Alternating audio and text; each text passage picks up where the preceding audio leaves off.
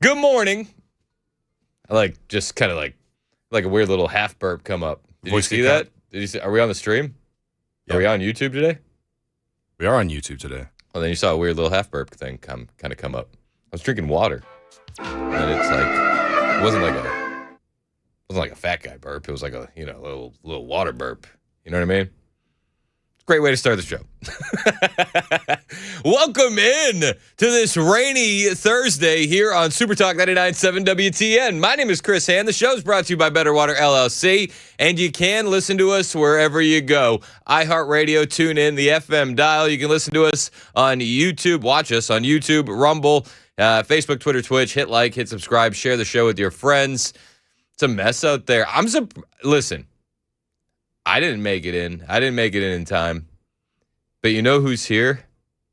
On time, bright-eyed, bushy-tailed, ready to go? Mason Fleming's here, guys. Let's go. I don't know about bright-eyed and bushy-tailed, but let's go. I'm here. So you know who I got a call from this morning? Gabe. Oh, yeah? Do you know where they are? China? Honestly, China sounds more sane than where they are. Oh, they're probably in California now. California sounds more sane than where they are. No. I'm telling you.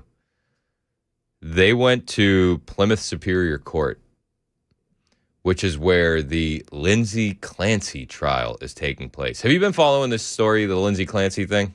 Has anybody been following this? This woman murdered her 3 children and then jumped out of a window, left herself paralyzed. And I've been watching it bubble online, right? And crazy people are usually the loudest. So I've been watching these women defend her. She murdered 3 of her kids, right? Tried to kill herself. She pled guilty. Well, no, excuse me. She's pleading not guilty by reason of insanity, but she's admitted to killing the children. And there are women on the internet defending her. They're taking clips from the trial where they're reading her diary, and they're all like, we're all Lindsay Clancy. And it's psychotic. And I'm watching this online, and I don't know. I haven't brought it up on the show because it's it is news, but it's pretty weird. You know what I mean? And it's not I don't know. It's not a story that I think is, I don't know. It's just, I guess I don't like doing murdered kids stories. I'm not a fan of that. Yeah, it's not a great time. And it's there's a difference between true crime and politics, right? Does that make sense? Something that should be on NBC Dateline on a Sunday night at 8 o'clock versus what should be on WTN. It's different. It becomes a news story as it gains momentum, and it definitely has. So online, there's all these women that are defending Lindsay Clancy, saying, there's some that are coming out with conspiracy theories, the husband did it, but it's no, that's bovine scatology. He got sent to the store by the wife to pick up Miralax for one of the kids, and then he's on security camera. He comes home. He sees the scene, his wife on the driveway, the kids in the house, and he sends a call to 911. And they didn't release the call, but they say it's one of the most traumatic things that you could ever hear. This grown man realizing everything is upside down, and I honestly don't want to hear it. So, but you're seeing these women online, and they're we're with Lindsay. And I don't know. I was and I'm talking to Gabe and Bo this morning on my ride in. I'm is this a bit of a psyop? And I'll say it like this: are they amplifying these crazy women to make it seem like all women are crazy, that women are unmarriable, all the things, right? Is this a culture war kind of psyop? And they said, bro, we were down at the trial today. And she's raised a ton. They've raised a ton of money. I think they've raised $800,000 on a Give, Send, Go or a GoFundMe, one of the things for this lunatic woman who should honestly would chip her feet first. If I was on the jury, that's what I would recommend. So that I'm seeing all this online, and I'm talking to them, and I'm like, is this just it feels like a psyop? And I don't really know. I don't know how you decide those things, but I'm just like, it just feels forced. They're like, bro, we were down at the courtroom this morning, and there are 200 women outside the courtroom protesting for this psychotic woman, Lindsay Clancy. I was like, you kidding me? And they're like, no. And then Gabe was like, check your DMs. I sent you a video of this. The defense lawyer for Lindsay Clancy walks by, and everybody starts cheering for him. All of these crazy lunatic women are screaming and yelling and cheering for this guy. I'm like, what? They're like, no, seriously, you gotta look at this. These women are sick. A crowd of protesters outside Plymouth Superior Court applauding Lindsay Clancy's defense attorney. And I'm like, what is wrong with this country?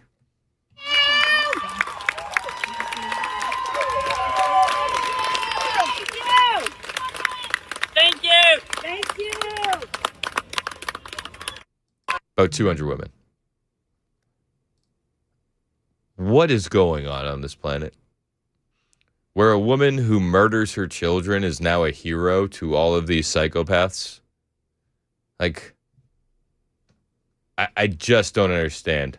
I really don't. And I would just say this is not all women. There are lots of good women out there, obviously.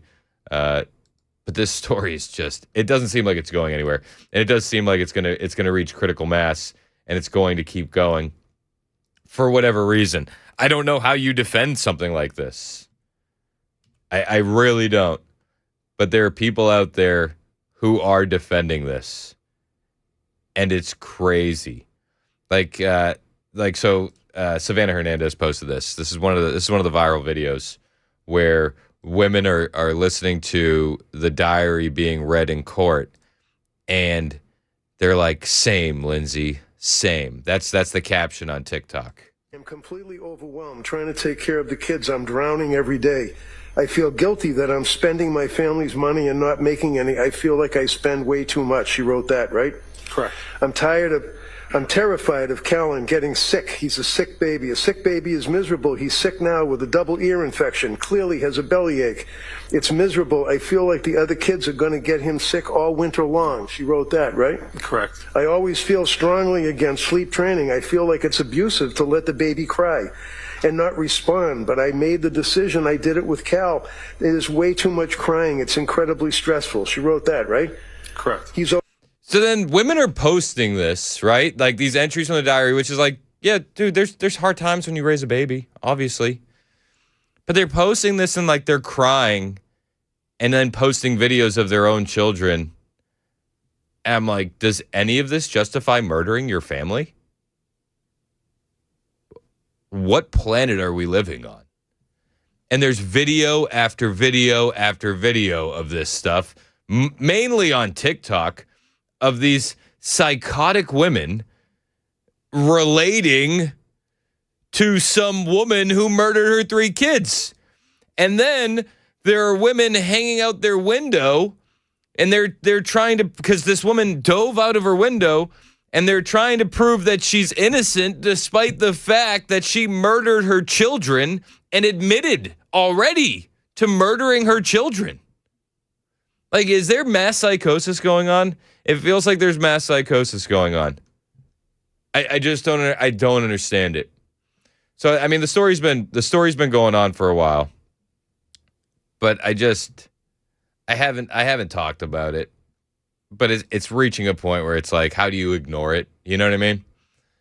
You've probably seen some of it online. Maybe you have, maybe you haven't, but it's everywhere. Lindsay Clancy, Massachusetts mom, murdered 3 of her kids, jumped out of a window herself, and then people are defending her. There's like the TikTok is crazy. People are calling the movement coordinated. I don't know if it is or isn't. but it's bananas. And again, this woman admitted to it, okay? She admitted to murdering her children. She said she was on a lot of medication, and that's why she did it. But they say that in the toxicology report, she wasn't on the amount of medication that she said she was. But there are women that are like literally taking breaks from work to post alternate theories that the husband did it, even though this woman has already admitted to it. All right, I got a theory. Hang with me. If your children were downstairs in a 2-story house and you were upstairs on the 2nd story, and there was a fire in your home of which prevented you from being able to exit your bedroom door, go down the stairs, and get the children, and you had no other choice and you were completely stuck on that 2nd floor in your bedroom, would you or would you not try to jump out the window to go save those kids? Because that's the only way to get down there to them, right? I mean, except for the fact that she admitted to murdering the kids. Fight or flight kicks in, you're going to get out that window, right? What if Mr. Pat decided to drug her earlier in the evening, we'll say 4:30. By 5 o'clock, she started getting drowsy. He tells her, go upstairs, go take a rest. When she gets upstairs, she finally passes out, lays in the bed. A few minutes later, he comes upstairs. She looks knocked out. At that point, he injures her on the wrists and on the neck. He thinks she's dead, probably because of all the blood loss. A person who's not a nurse sees that much. I mean, that's another point to make. After she killed the kids, she slit her own wrists and her neck. She tried to kill herself. Blood, guess what? They are either getting faint, queasy. He thinks she's done for. So he leaves, barricades the door, goes and does what he does, kills those kids, goes on his little excursions to make it look like he did not do anything. When he comes back, wrench thrown in his whole scheme because she jumped out that window.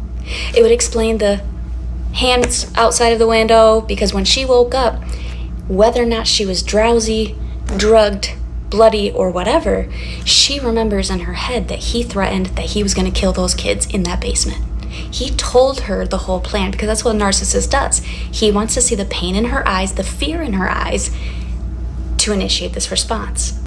People are, I mean, it's just psychotic. These people are, so they're coming up with alternate realities, alternate theories, even though the woman admitted to murdering her own children. What are we doing? We used to be a proper country.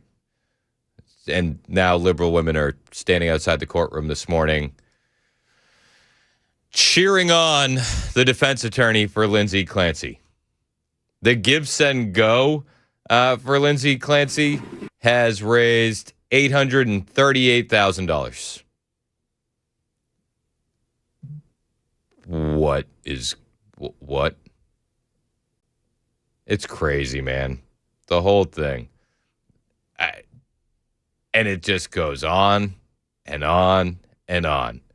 You can go down rabbit hole after rabbit hole on this Lindsay Clancy thing on the internet. And the main thing that they all seem to ignore is that she admitted to killing her kids for whatever reason. So that's what's going on the internet today. I don't know. And let's start with something positive, right? Jeez Louise. Pray for the family. The defense attorney in Plymouth, Massachusetts, he said she's just beat up and just so sad. He's painting a picture of this poor woman and as this murderer as a poor woman, and saying that the supporters that are outside the courtroom are just absolutely amazing. Think of the support for Lindsay Clancy out here. I have no words. No words. It's amazing. What are you going to tell her when you get in there before court starts about what's out here? Well, I'll tell her what's out here. That's all I can say. I like your outfit. It looks thank good. you. What do you plan to do today before you rest your case? Cross-examine their experts.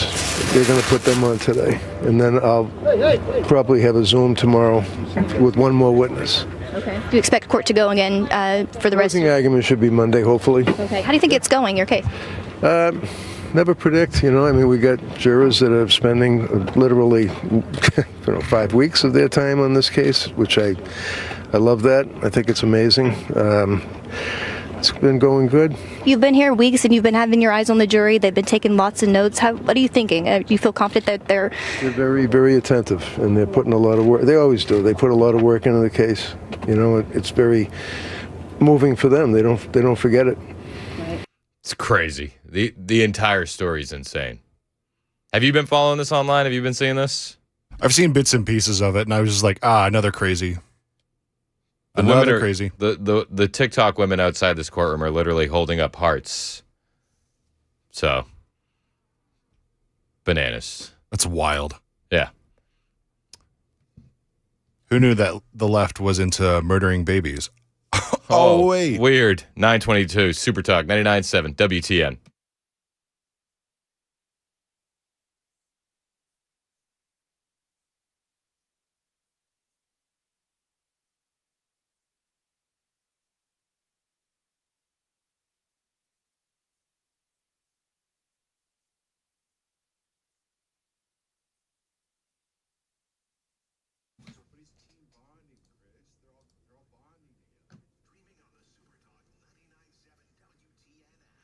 Hey, what's up? It's Chris Hand here for my friends at Better Water LLC. If you're tired of weird smells, stains, bad tasting water at the house or at the office, you need to call Better Water. They'll test your water for free. You could have some nasty stuff in there, sulfur, iron, chlorine, bacteria, even E. coli. You name it, they got a system for it. And if it's in there, they'll clean it up fast. Reverse osmosis, specialized filters, UV lights, Better Water has you covered. They're total pros. They've been doing it for a long time. And they're already treating the water at the coffee shops and the hospitals around town. Total pros. You've probably already tasted their work. Stop drinking the junk out of your tap. Give Better Water a call today. At least know what's in there. Say, can you test my water for free? They'll say right away, 615-355-6063. 615-355-6063. You can also find them online, betterwater.com.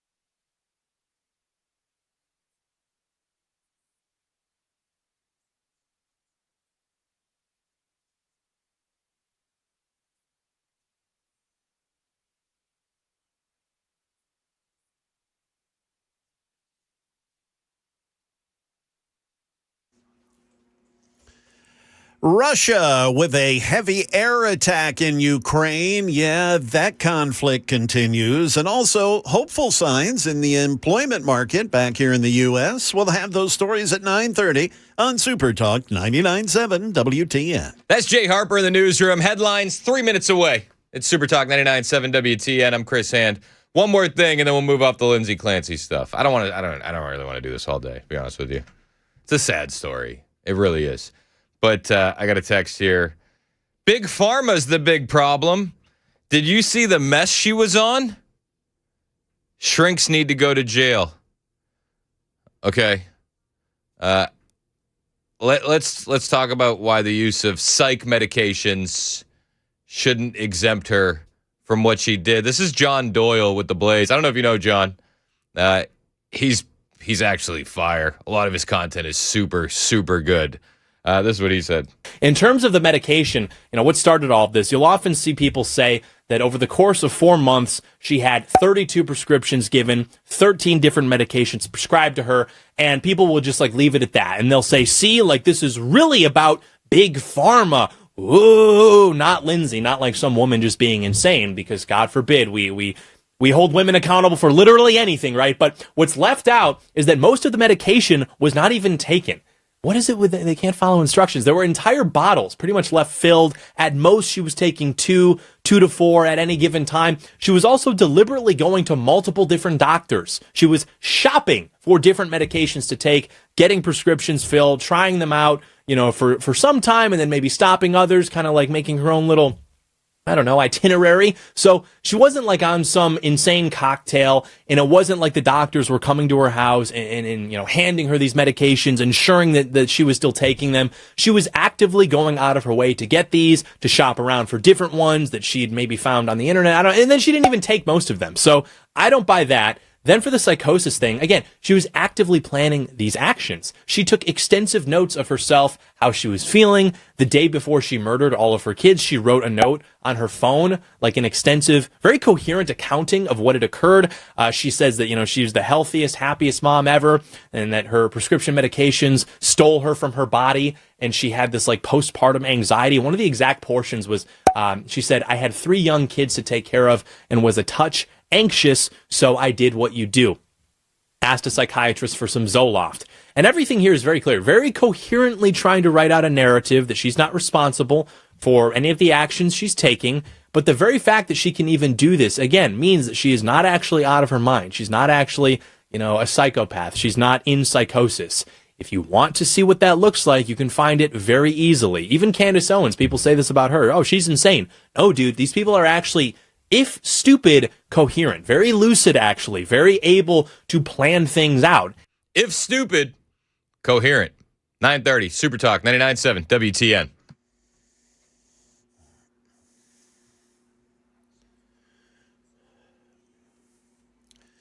It is 9:30, and I'm Jay Harper with your top stories. A full weather forecast on the way. Russia has yet again pummeled Kiev with a heavy air attack. Powerful missiles slamming into the capital overnight. Dozens killed and injured. ABC's Tom Soufi-Burridge is at the foreign desk in Paris. We are really now seeing the result of Ukraine running out of those critical interceptors for its American-made Patriot air defense systems.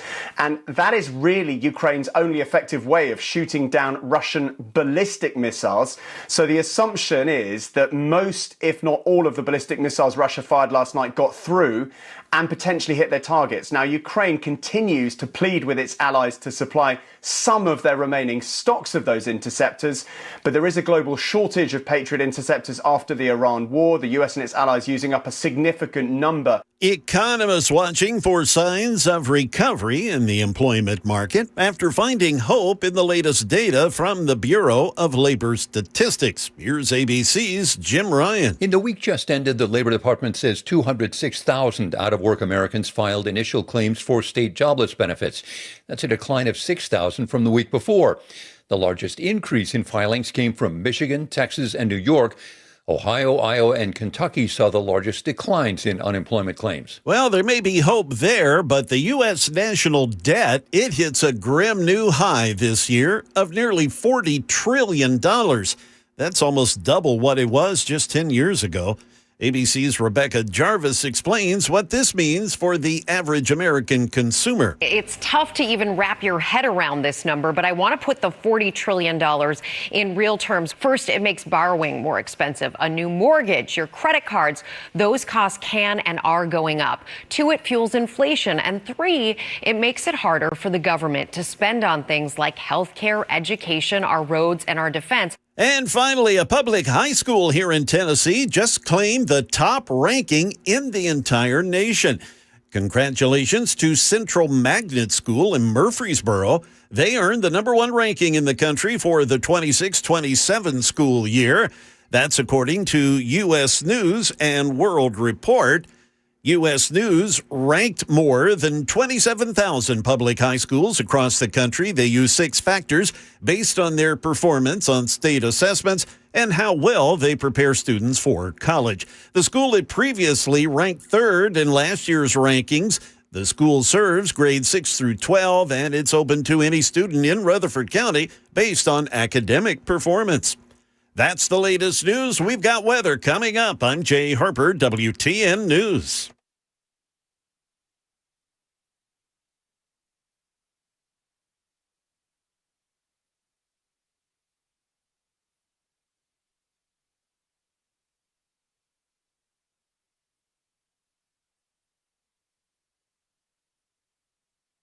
Hey, what's up? It's Chris Hand here for my friends at the Glock store. Force on Force is back Saturday, September 19th. It's the best training, the most realistic training, the most intense training that you can ever have take place, and you're going to do it at the Glock store. Saturday, September 19th, 2 classes at 9:30 and 2 p.m. Each class starts with a briefing on current Tennessee laws and event parameters, such as the safe word. You're going to need a safe word. And then you're thrown into a live action scenario to test not just your marksmanship, but your split-second decision-making skills. Everybody wants to be able to use their firearm, but there's a key portion that often gets left out. When are you legally justified to use that firearm? That's what Force on Force is all about. I have done this training. It is unbelievable. You want to do this training too, but you got to act fast. About half of the slots are completely sold out. So there's going to be 15 classes at 9:30, 15 classes at 2. Just a spoiler alert, almost all of the afternoon classes are sold out. There's still some classes available in the morning. If you want to get in on the most realistic training that you could ever take part in, you need to act fast. Only 15 slots available per session. They are selling out fast, so there's less available in each session. Glockstore.com/FOF. Glockstore.com/FOF. It's not just about how you use your firearm. It's about when you use your firearm, and you're going to learn that at Force on Force. Glockstore.com/FOF.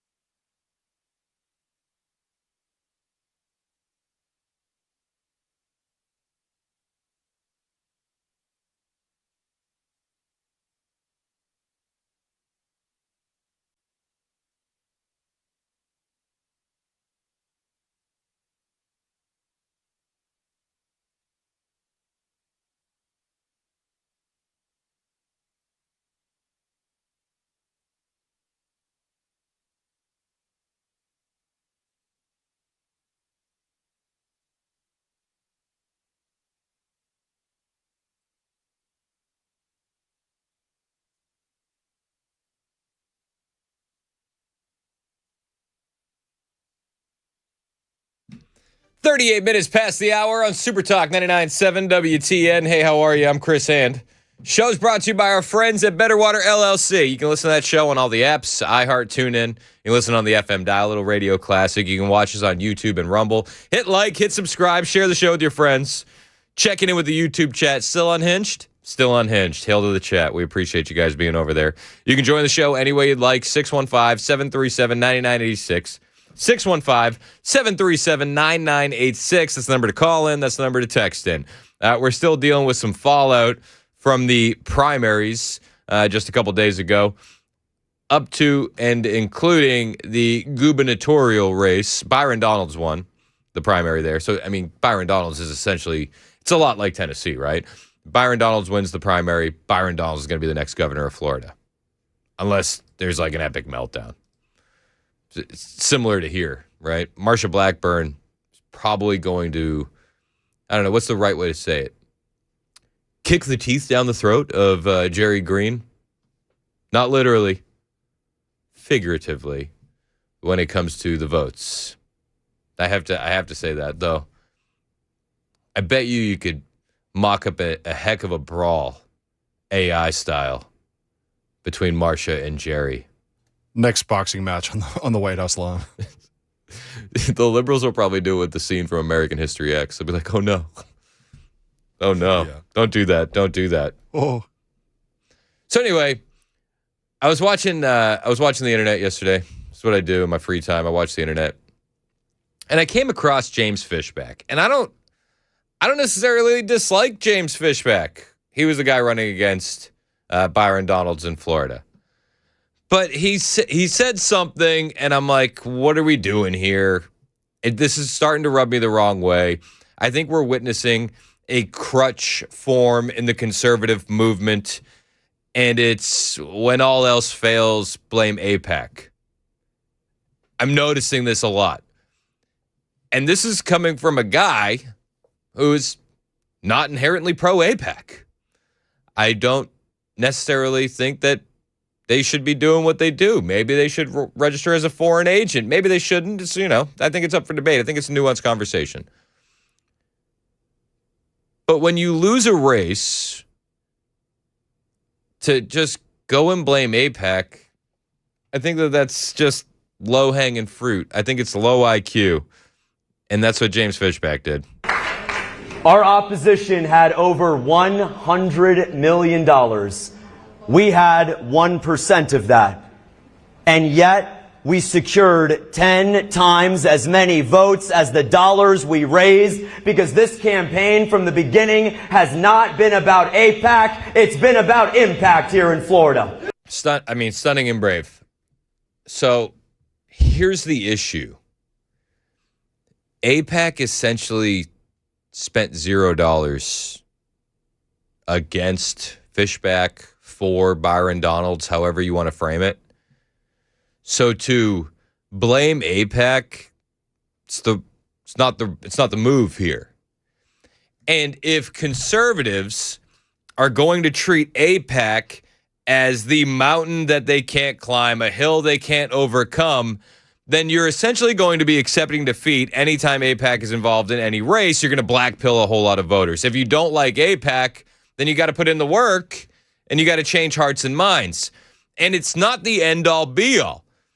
Abdul El Sayed in Michigan faced $30 million spent against him from AIPAC. Do you know what Abdul did? Abdul won anyway. So how is it that a lunatic like Abdul can overcome $30 million from AIPAC, but James Fishback cannot? By the way, they spent $0 against James Fishback. You don't have to like AIPAC to be like, dude, enough of the excuses. You're using that as a crutch. The conservative movement as a whole is using it as a crutch, and it's got to stop. You don't have to like AIPAC. But is AIPAC in the room with you right now? Is AIPAC the boogeyman hiding around every corner? How come a Democrat candidate can effectively maneuver around AIPAC, but a conservative candidate who doesn't have AIPAC spending any money against him can't? Can anybody make any sense of that? You don't have to be pro-AIPAC. You don't have to be anti-AIPAC to look at this and say, that's a crutch. You're playing the victim. And that's low-hanging fruit for low IQ voters. AIPAC had nothing to do with your loss. Put in more work. Be a better candidate. Yes, Byron Donalds had more money to spend. But maybe if you had won over hearts and minds, you could have secured some of those donations as well. Yes, most political races are going to be won by the candidate with the most money. We can say that that's a bad thing, or we can deal with the reality and try to raise money for the political candidate of our choice. But to just scream, AIPAC, AIPAC, AIPAC, you're devaluing the conversation that needs to be had about AIPAC. I posted this yesterday, and I get a comment, when are you enlisting to serve on the front lines in Iran? And it's like, this is the logic leap that we get from anyone who is even a little bit opposing Israel. It's like, I'm not pro-Iran war. I think I've made that case pretty clear. I think we need to get through it now that we're in here, and we'll talk about what the president's doing later in the show. But it's like, where's the logic leap coming from? I don't understand. Because I call out low IQ talking points. We weren't about AIPAC, we were about impact. You made no impact. That's why you lost the election. So you don't have to be pro AIPAC to acknowledge that. Like, I'm not pro AIPAC. That's the craziest part about it. But, there'll be smooth brains in the audience who will say, we can't overcome the Jews. And it's like, not with that attitude. You know what I mean? Like, what? Okay, cool. All right. Oh, we can't overcome AIPAC. Not like that. So the Democrats can do it. Why can't you? Maybe you're just bitching about it online instead of actually putting the work in for the candidates of your choice. Maybe that's a hard pill to swallow, but I think you should swallow it anyway. All right, there's also some other fallout from the primaries in Florida. Is that too hardcore? Maybe that's too hardcore. Maybe you're not ready for that conversation. Maybe you are. 615-737-9986 if you agree or disagree. Jessica Tarlov, she was talking about the fallout from the Florida primaries, especially the Senate race in Florida, where Angie Nixon overcame Lieutenant Colonel Vindman. And she says, maybe it's time for the end of the resist the lib era in the Democrat Party. Last thing I want to say about Vindman, then I want to hop to Alaska. I wonder if this is also part of the end of the traditional resist lib campaigning. I hope so too. I don't want to talk about 2020. I don't want to talk about impeachments anymore. Like, we're so far past it. And I think it really sent a clear message, really to the Beltway. Did it?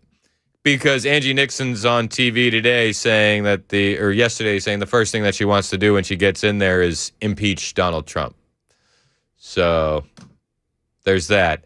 Meanwhile, every other Democrat that is running in Florida outside of Angie Nixon understands what time it is.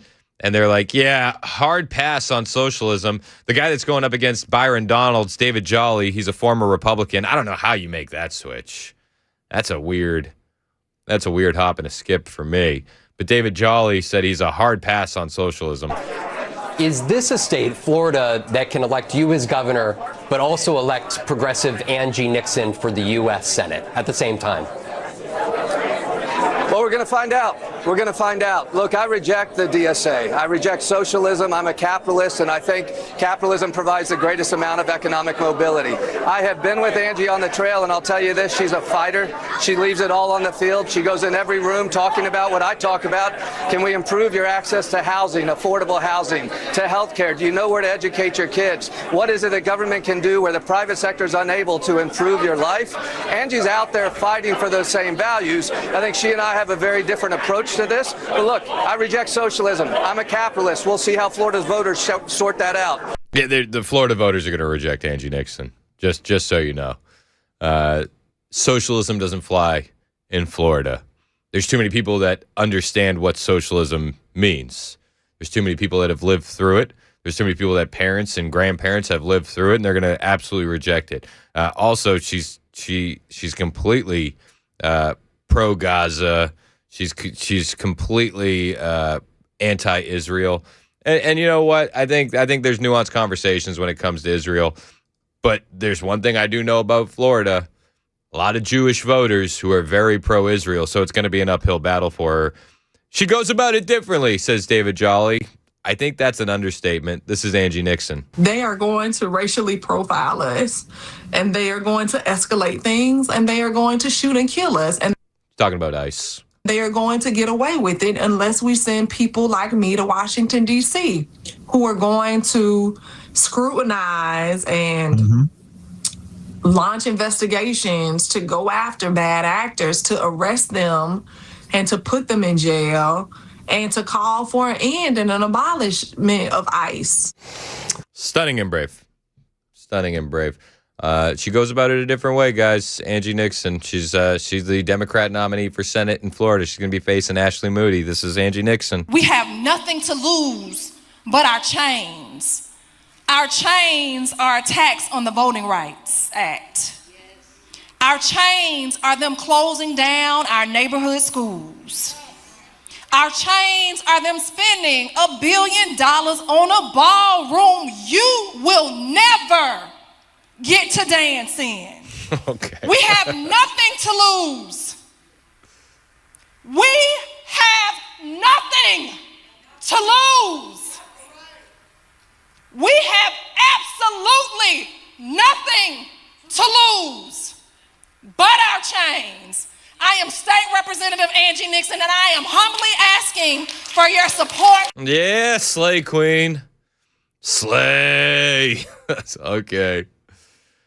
Best of luck to you. Best of luck. Will she also blame AIPAC when she loses? Probably. Like tell me the difference between the two pictures, right? Angie Nixon playing the victim, James Fishback playing the victim. We got nothing to lose but our chains, guys. Nothing to lose but our chains. Stunning and brave. It's 9:51. This is Super Talk 99.7 WTN.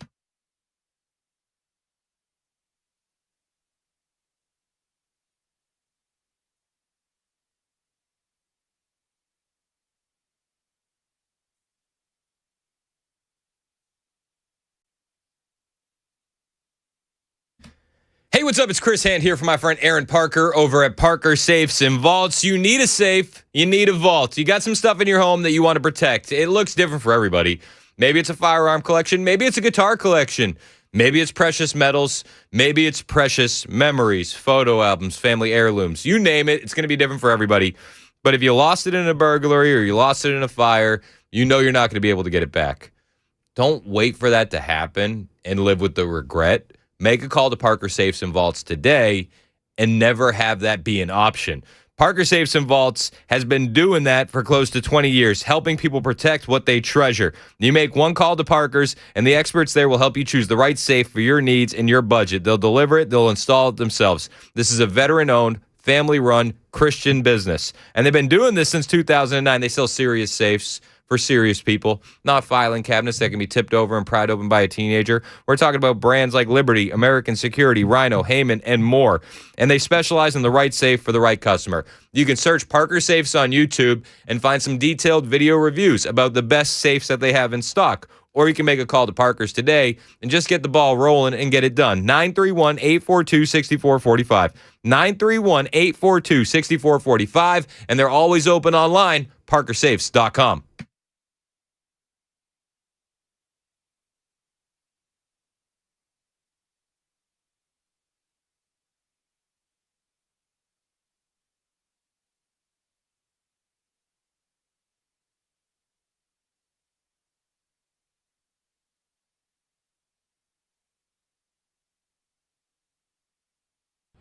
Hey, what's up, guys? It's Matt Murphy with Super Talk 99.7 WTN, and this morning we are out and about at my house, my brand new house that I've been talking about on the radio, with Nate from USS. What's up, brother? How are you? I'm excellent. How about you? I'm doing well. Good. We invited Nate out. Now, obviously, when you're a new homeowner, especially when you buy a house that's got a few years on it, you don't know what you're dealing with in terms of foundation. And I know that Nate knows a lot more about what I don't see and what I don't know about than I do. So bring the experts out and get them to check out your house.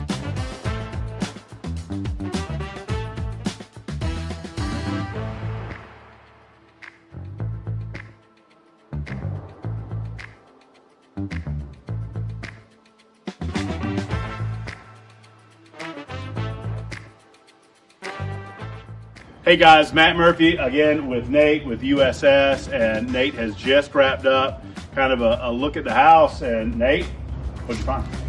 Well, your house is in pretty good shape for the age of it. I had to look pretty hard to find. Okay.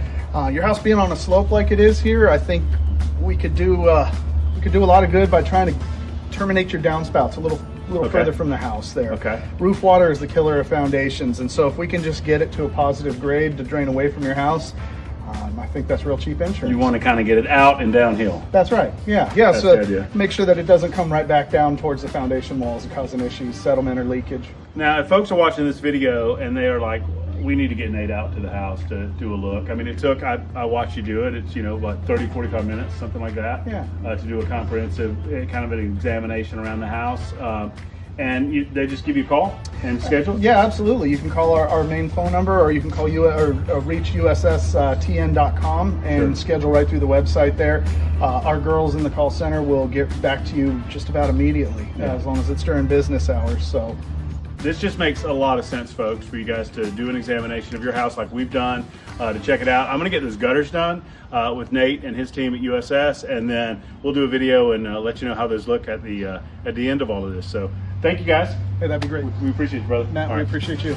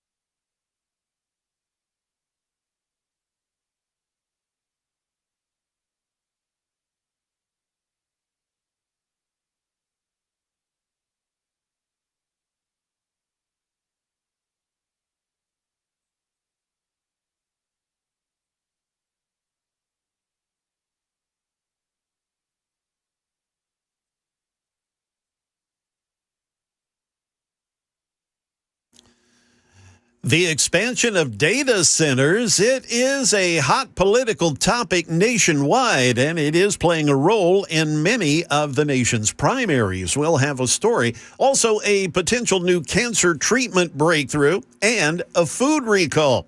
All that coming up at 10 on Super Talk 99.7 WTN. That's Jay Harper in the newsroom. It is 58 minutes past the hour here on Super Talk 99.7 WTN. Headlines on the way in less than 2 minutes. I was getting texts. Somebody was mad at me.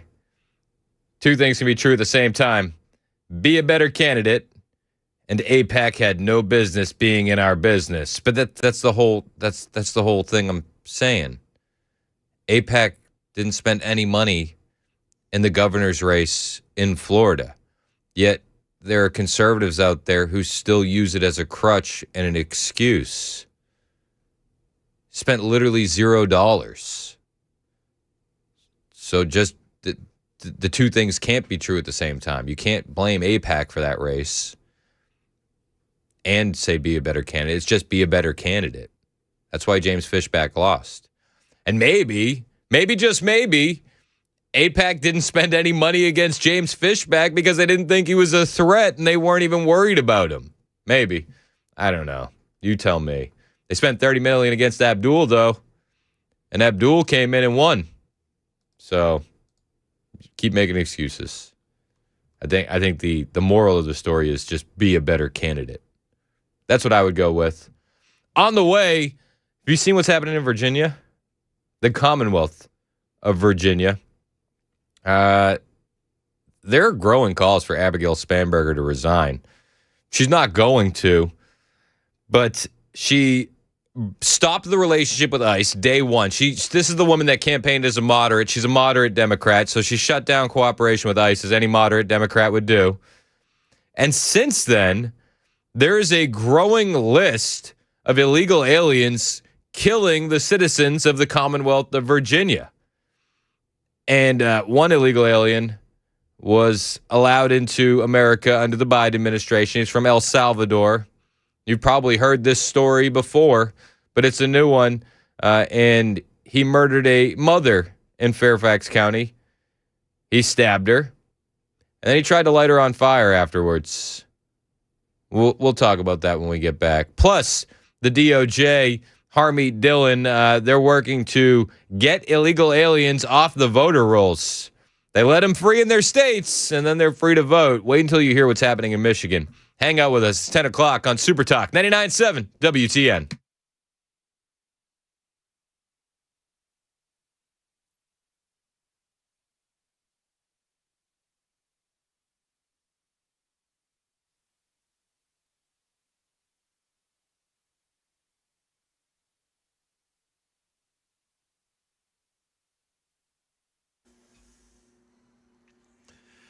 It's 10 a.m. and I'm Jay Harper with your top stories. Hang on, a full weather forecast is upcoming. The midterm elections could, of course, define President Trump's last 2 years in office, depending on how they turn out.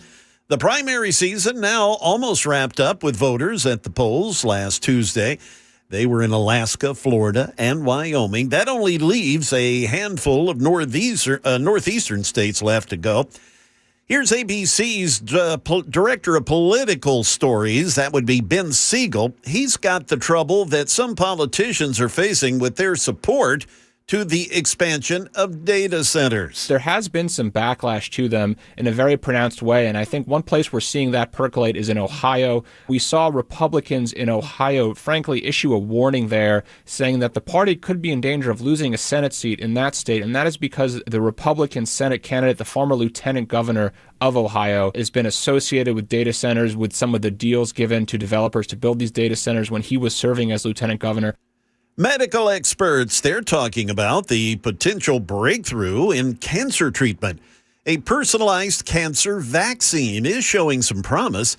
ABC's chief medical correspondent, Dr. Tara Narula, reports that the treatment built from a patient's own cancerous tumor delayed the recurrence of a serious form of skin cancer and blocked its spread in high-risk patients. This is kind of a novel idea of using this sort of injection or to generate an immune response, but instead of to an infection, you're generating it to tumor cells. Here is a recall. The FDA has upgraded a previously announced recall of Green Wise organic whole blueberries to a Class 1 recall. That's the agency's highest risk classification, and it's due to possible E. coli contamination. The CDC, they're reporting 12 people have been infected with the outbreak of this E. coli across 2 states. 4 people have been put in the hospital. Nobody, thankfully, has died yet. The illnesses have been reported thus far in Florida and Georgia. The recall initially involved certain 10-ounce packages of Green Wise organic whole blueberries. Publix later expanded its recall to include all lots of Green Wise organic whole blueberries and whole mixed berries due to the potential for E. coli contamination. The affected frozen fruit was distributed to public stores in 8 states, including right here in Tennessee. That is the latest news. We've got weather coming up. I'm Jay Harper, WTN News.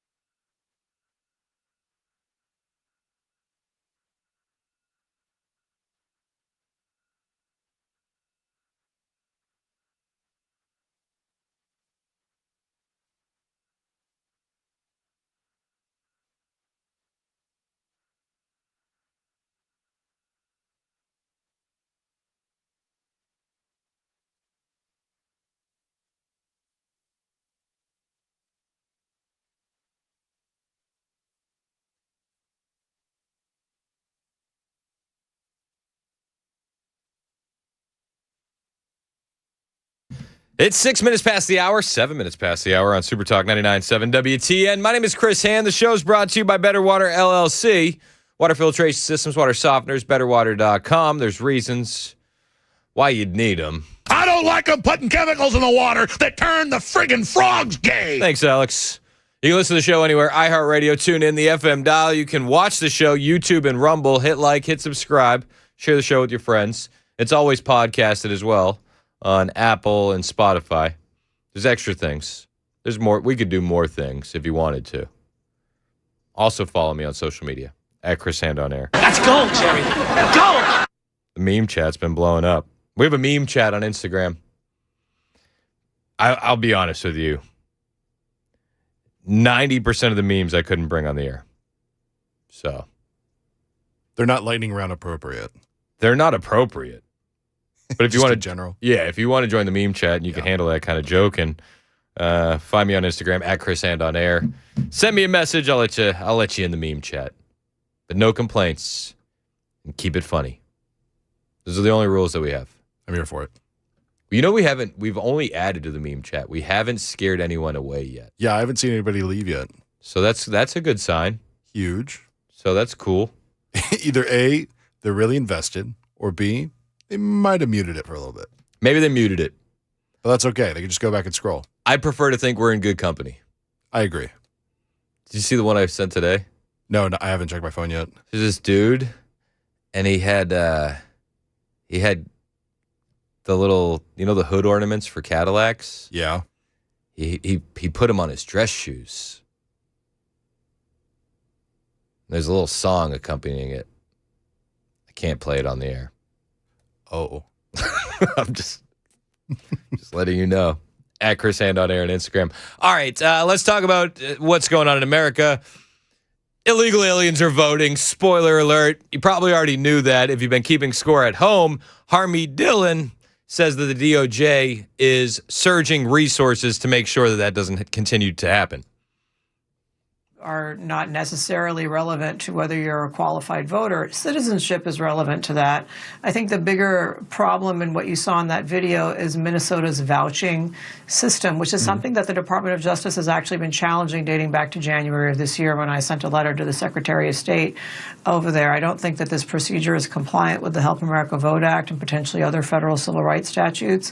And so, timing of taking action on these issues is a, litigation decision. And so I can't comment on what may happen with that, but I think that that procedure is definitely highly questionable. But people also need to know that the Civil Rights Division before this Trump administration was effectively going after states and localities that were trying to require voter ID and trying to make it better and more fair to vote. And that needs to change. It has changed under this administration. We actually support that, but eventually Congress is going to need to make very clear in fixing some of these loopholes that states are using. And we have to have only citizens voting in federal elections. Yep. That is incredibly important. And what we have learned just in the last few weeks from New Jersey and numerous other jurisdictions, including prosecutions that DOJ has done, there was an indictment today, that non-citizens are canceling out the votes of American citizens. Unreal. That is unacceptable for 1 or 1,000, so we're going to stop it during this administration. Yeah. Good, because I feel disenfranchised when I know that an illegal alien is canceling out my vote in a federal election. Well, they always worry about disenfranchising voters with the Save America Act. It's so disenfranchising, guys. Don't be a bigot. But I'm over here thinking there's illegal aliens that are disenfranchising me. Why won't anybody think about me? Nobody ever cares if I'm disenfranchised. Nobody ever cares if my vote gets canceled out. It makes me sad. I feel sad. I'm just letting you know. And then there's a whistleblower in Democrat Michigan's Secretary of State office that says their election software is programmed to automatically register non-citizens. Just remember, this is how it always works. They tell you that you're a conspiracy theorist and it's not happening. Then they go, okay, it's happening, but not at the level that would affect anything. And then the third step is like, okay, it's happening everywhere all the time. You guys were right. Just came forward to say a whistleblower from the Michigan Secretary of State's office revealed their election software is programmed in a way to automatically register non-citizens, including illegal immigrants, to vote whenever they update their addresses. Do you see this as a problem? Do you see the DOJ getting involved there? Does it sound alarm bells for you? Well, if that's true, that is definitely out of whack with our federal election statutes, and I will certainly be looking into that. And whenever we find a report of something like that, we actually have opened up numerous investigations around the country. I can't talk about criminal investigations, of course, but many of our investigations have been very public, and they're ongoing, and they will not stop. Good. We need to get to the bottom of all this stuff. I feel very disenfranchised. Mason, do you feel disenfranchised? Just a little bit. We all do. Nobody cares about us, though. No. Why would they? I don't know. By the way, DHS deported 3,600 illegal aliens per day last week. Got the total up to 27,000. And there's word that several Democrat jurisdictions are quietly caving to the pressure, and they're letting local police step in and help because of that political pressure. And if you game plan that out, I did a little napkin math. If we kept up that pace for 12 months, that would be about 1.3 million deportations a year. Not where we need to be, but trending in the right direction. So shout out to the heroes over at ICE. They're also going after the Haitian migrants who lost their temporary protected status across Florida, confirmed in Palm Bay per Councilman Chandler Langevin. As Palm Bay City Councilman, I just want to reaffirm that I fully support the brave patriots of ICE. Our city and police department have your backs. It's nice when a state wants to work with the people of ICE. There are other states out there that choose to go the opposite route, and they cut off that cooperation. One of those states I alluded to earlier, the Commonwealth of Virginia. And Abigail Spanberger is literally the poster child for why you never trust a Democrat, because she said, I'm not a radical. I'm not one of those Marxists. I'm not a Democrat socialist. I'm a moderate. She got into office and she basically raised taxes on everyone and instituted a bunch of new taxes. And then she immediately, day one, cut off the state's cooperation with ICE. Well, it's getting worse and worse because they're not working with the brave men and women in ICE. And the people that are paying for that are the citizens of the Commonwealth of Virginia. This is the third illegal alien murder in Fairfax County this year alone. And it's an illegal alien from El Salvador. Stop me if you've heard this before. Released into the country by the Biden administration. And he killed a mother in Fairfax County, Virginia. Suspect accused of stabbing a Virginia mother to death near a jogging trail. Federal sources are telling Fox News the suspect is an illegal alien from El Salvador who had been caught and released by the Biden administration 2 years ago. Police are set to brief on top of next hour, and we will cover that here. Bill Malugin has a story, though, in Washington, D.C. Bill. Harris, I'm told by multiple federal sources that the suspect arrested in Fairfax County, Virginia for allegedly stabbing a mother to death near a popular jogging trail in Great Falls on Monday is, as you mentioned, a Salvadoran illegal alien who was caught and released at the border by the Biden administration. Fairfax County Police announcing the arrest this morning of 19-year-old Alexis Antonio Cedillos Campos in connection to the stabbing killing of Carmen Lisette Puch, who local media reports was found dead next to her car near a popular trail. She was 42 years old and reportedly the mom of a young girl. Now, I'm heartbreaking. The young girl's going to be raised without a mother now. Sad. But, you know, he was just coming here for opportunity, guys. He was just coming here for a better way of life. He was going to do the jobs that you lazy, fat, stupid Americans don't want to do, right? So obviously he had to be let into the country. Obviously.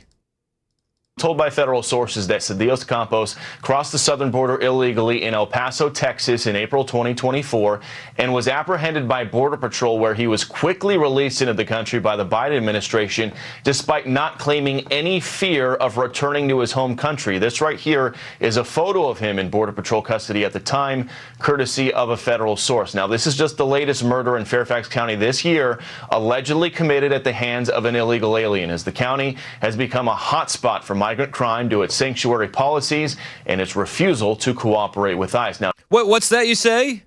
When you telegraph that you're not going to be working with the men and women of immigrations and customs and enforcement, you magnetize your state for some of the most violent and brutal illegal aliens in the entire country? Weird. Who could have seen anything like this coming? It's gross. I don't know why they don't want to work with ICE. This is an ongoing list that continues to grow in Abigail Spanberger's Virginia. And it's just like it becomes wallpaper at a certain point, because we've heard this over and over and over again. And it's like you swap out the name, you swap out the victim, but it's the same story. A lack of enforcement leads to tragic consequences. And this toxic, suicidal empathy of the Democrat Party continues to hurt everyday people in this country. But if you call it out, if you want these illegal aliens removed, you're the bigot. The people that want to remove these people from the country, they're the Gestapo, they're the Nazis. They need to be abolished. In fact, many prominent Democrats are now campaigning on that exact terminology. We got to abolish ICE. What would happen if we abolished ICE? Well, I can tell you what would happen in the Commonwealth of Virginia. this list would get even longer. All of these murders happening in 2026 in Virginia. Passport application, which should have been a 5-alarm fire and notice, and a judge had said, do not release him. Bureaucrats allowed him to walk. This is a time of systematic failure. And probably what is so shocking is we saw that Spanberger reversed the common sense policies of Governor Youngkin. He put together, his EO was Executive Order 47, putting together a statewide task force. We went after MS-13. We got over 100 MS-13 gang members off our streets, including the East Coast leader. It's amazing what happens when you work with ICE, and it's amazing what happens when you don't. So the latest was August 17th, the murder that just happened to the single mother, second-degree murder. Then you had July 4th, Raul Genesis Ortiz Moran, murder, aggravated sexual battery. You had Anabel Armando Chavera Mui from Guatemala. That was in March, second-degree murder. You had Misael Lopez Gomez, also March, murder, felony child abuse. Abdul Jala from Sierra Leone, murder, petty larceny. And you had Marvin Fernando Morales Ortiz, murder and firearm charges. The list keeps getting longer, and the lack of the willingness from the Democrat Party in the Commonwealth of Virginia is almost going to ensure that the list continues to grow as long as Abigail Spanberger is in office. Now, there are calls for her to resign, but you know that she won't. Everybody knows that she won't. Guys, this is just crime, right? Every one of these murders could have been avoided if she didn't rescind Glenn Youngkin's order to work with ICE. Common sense policies. But when you ignore common sense policies, you have obvious tragedies. This murder of the Virginia mom, they're saying, was premeditated. Out of his motorcycle, he filled the water bottle with gasoline after he dumped the water. We know that when our victim and our killer eventually found themselves at the park, Difficult Run Trail Park, we know that our killer stabbed our victim repeatedly and eventually doused her in gasoline and tried to set her on fire. This is fabulous that we let these people into the country. We warned about this. We told you people would die. Innocent people would be dead, raped, brutalized, trafficked. And the Biden administration did not care. It's one of those things where it's like I would much rather be wrong. You know what I mean? I don't want to have these stories where moms are being murdered in the street by illegal aliens. I would prefer to be wrong, but Laura Ingram's right. We all predicted this. We all saw this coming. Yet there are millions of Americans that will continue voting for people that are going to institute policies just like this. It's absolutely insane. Stephen Miller last night on the current state of the Democrat Party. Of our time right now, Sean, is the socialist communist takeover of the Democrat Party. You've gone through the list before.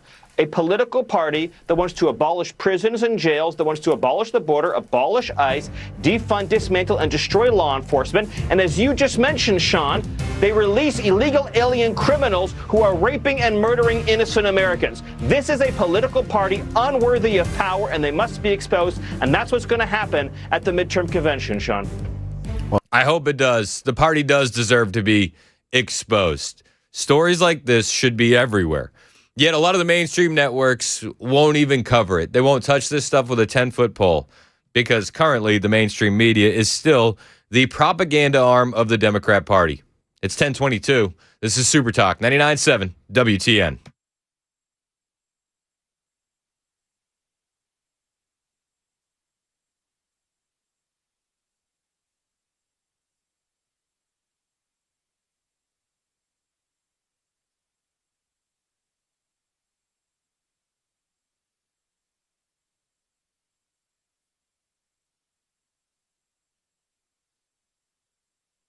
Hey, what's up? It's Chris Hand here for my friends at Busy Bee Plumbing, Heating, and Cooling. You got the kids back to school. You got a little more time on your hands. Time to get some things off your to-do list. Right now, Busy Bee Plumbing, Heating, and Cooling is helping you with the biggest back-to-school offers of the season. If you schedule that HVAC maintenance or you finally get around to that repair on the HVAC unit, you'll get a free dryer vent cleaning. That's an added safety and one less thing to do on that to-do list. If you're thinking about a new system, think about purchasing it with Busy Bee, because if you purchase a high-efficiency HVAC unit, you'll be entered to win Busy B's Healthy Hive giveaway. That could land $1,500 to the local school of your choice. Plus, qualified teachers, faculty, and staff members can receive a free Beehive Club membership when a customer purchases one or renews one and gifts it to them. If you need major plumbing work, you can get a $500 gift card with qualifying whole home repipes and mainline replacements. And as always, Busy Bee doesn't want you to wait to fix these things. They're going to help you out today. With approved credit, you can enjoy 0% financing for up to 18 months. It's Busy Bee Plumbing, Heating, and Cooling. 615-775-7833.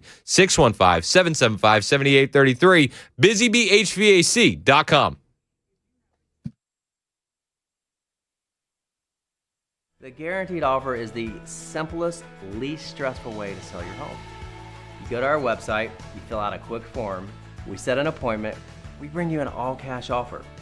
Literally, there's no lockbox on the front of your house, there's no showings, we pay all cash, we close in as little as 21 days, stress-free. We've helped thousands of homeowners just like you sell your home the hassle-free way with the guaranteed offer from Mark Spain Real Estate. Hey, this is Pastor Al, and join us on Super Talk 99.7, Sunday evenings from 7 to 8. We're going to look at the news from a biblical perspective. So this dude's dog wanders into the shot. And who is this guy? So this is Hassan Piker. He's a left-wing streamer. He's very radical Muslim, friends with Mamdani, big Mamdani supporter. And, you know, this is just an insight to the kind of people they truly are at home. And he's on his live stream. Yeah. And as you said, his dog gets in the shot, won't sit down, which I understand. But at the same time, this dog is not getting in his way or anything. He is simply just circling, or as my wife would call it, nesting, trying to find that comfy spot. Yeah. So he shocks him. Much more consequential violence, okay? It's the same reason as to why America, Kaya, please just go, just stop. You know, kind of ironic this guy is talking about violence. Yeah, right. While he shocks his dog. His dog's literally not even doing anything. He's just, as you said, he's circling in the background. Yep.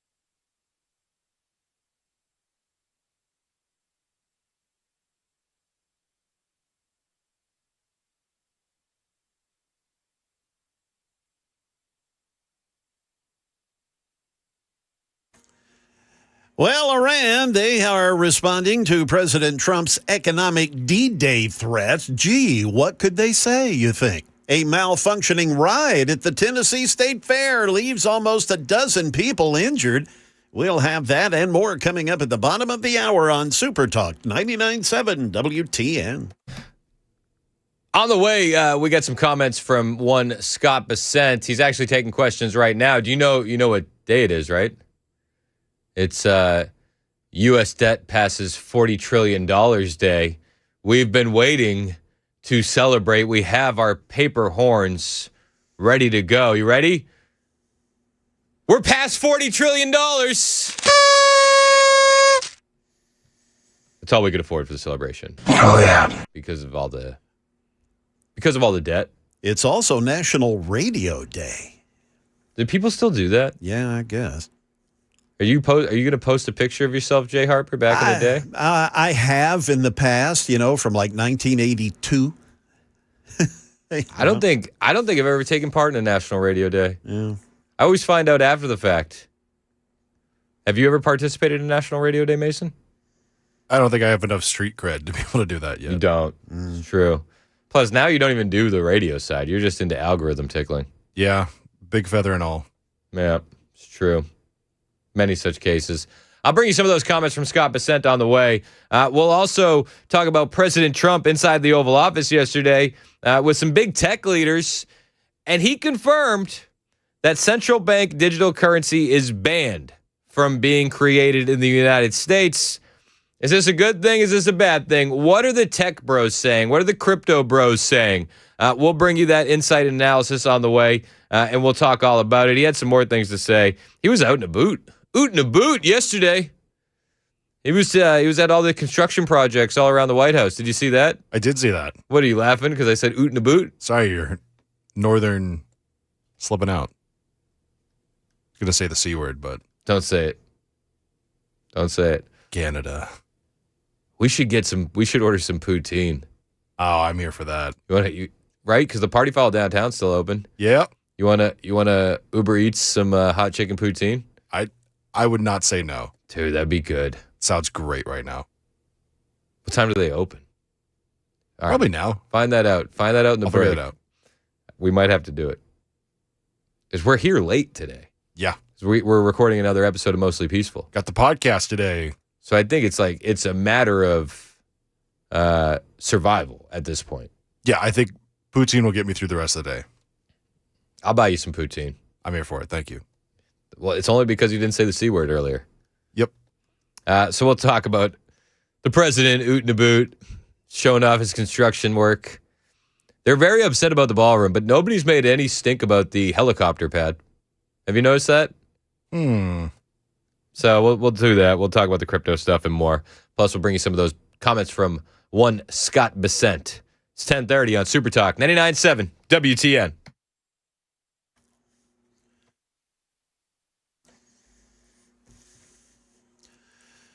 It is exactly 10:30. I'm Jay Harper with your top stories. A full weather forecast is on the way. Iran has responded to President Trump's new vow to go after countries that help Tehran.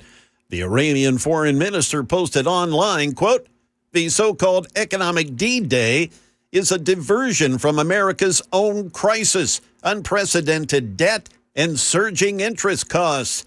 Here's ABC's Karen Travers. The president is set to meet with China's President Xi here at the White House in just a month, but there was no mention about targeting China as part of this economic pressure and punishment on Iran. He's calling it Economic D-Day and says that this will be the most crushing economic operation ever taken, and that any country that allows financial institutions, businesses, airports, government entities to provide any lifeline to Iran will also face tremendous economic consequences. Back here in Tennessee, 9 people were injured when a ride malfunctioned at the Wilson County Tennessee State Fair last night. According to the Wilson County Emergency Management Agency, or WEMA, medics were called to the Wave Swinger ride after it malfunctioned. 9 patients were evaluated for injuries primarily involving the legs, and 4 people were taken to area hospitals for further evaluation. 2 patients have since been released. All reported injuries have been considered non-life-threatening, that according to WEMA. Now let's get to your morning money news. For that, here's Jim Ryan. The big 3 stock averages broke a 3-day losing streak Wednesday, with the Dow picking up 120 points to finish at 53,463. The S&P and NASDAQ composite each rose about 0.2%. Moderna shares more than doubled Wednesday after the drug company announced initial data for a personalized cancer vaccine meant to keep melanoma cells at bay. Medical experts say the drug may hold promise for treating other cancers. The Federal Trade Commission is taking public comment on surveillance pricing. That's when businesses use personal data to shift prices to what they believe a consumer can afford. The FTC acknowledges, though, that it may have no power to ban surveillance pricing. BuzzBalls, the ready-to-drink cocktail brand, is tapping into consumer sense of nostalgia. It's forged a new partnership with the company behind Pop-Tarts. Frosted S'mores and Frosted Brown Sugar Cinnamon BuzzBalls are 15% alcohol. That is the latest news. We've got weather on the way. I'm Jay Harper, WTN News.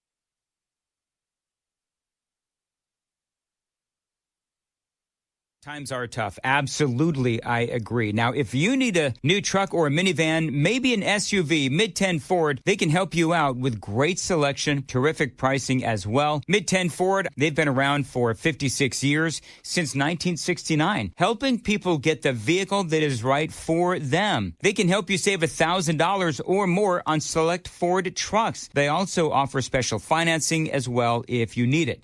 Now, Mid-10 Ford, I like to say that they're a one-stop shop. You can buy your vehicle there at Mid-10 Ford. You can get it serviced. They have a body shop as well. So you want a brand new or a pre-owned vehicle, you can check out all of the great deals at their website, mid10fordtrucks.com. That's mid10fordtrucks.com. They offer low-pressure sales, maximum customer service if you show up at their business, 1319 Foster Avenue. This is a family-owned business going back 4 generations. So, yeah, they do know how to treat customers. So let them help you get into your next vehicle.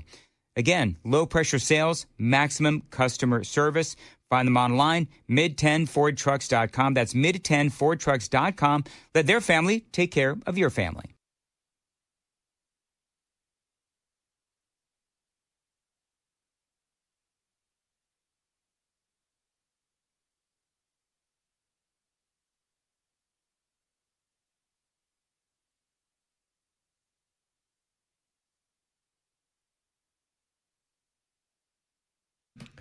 "37 minutes past the hour on Super Talk 99.7 WTN. My name is Chris Hand. The show is brought to you by our friends at Better Water LLC, water filtration systems, water softeners, betterwater.com. You can listen on all the apps, iHeartRadio, tune in, the FM dial. You can watch us on YouTube and Rumble. Hit like and hit subscribe, share it with your friends. $40 trillion in debt. It's a party. It's a celebration. Mason and I are probably going to get poutine for lunch just to ring in the occasion. Scott Bessent was commenting on the $40 trillion in debt. How many zeros is that? It's a lot. It's a lot, right? Is that 12 zeros? Or am I? That sounds right. Hold on. I think. Well, and then you got the 0 and 40. So is it 13? Is that 13 zeros? I don't know how you write that out. No, because it would be 13. Because you'd have 9 zeros for the million. Then you have another 3 for the billion. That puts us at 12. Then you got the 40 in front of it, which would be the trilly. And then the 13th zero in the 40. Yep. Even when I'm unsure of myself, I happen to be right. It's crazy. Sorry. Scott Bessent, tell us how we fix this problem. To our allies, our trading partners, is that global growth is the way to take care of this mountain of debt. As the U.S. growth has picked up, over time we will be well above the CBO trend average. Then we are encouraging the rest of the world to do this too. I'm pulling for Europe, but they need to follow the Draghi report. They have. They're mired in regulation and kind of intra-European.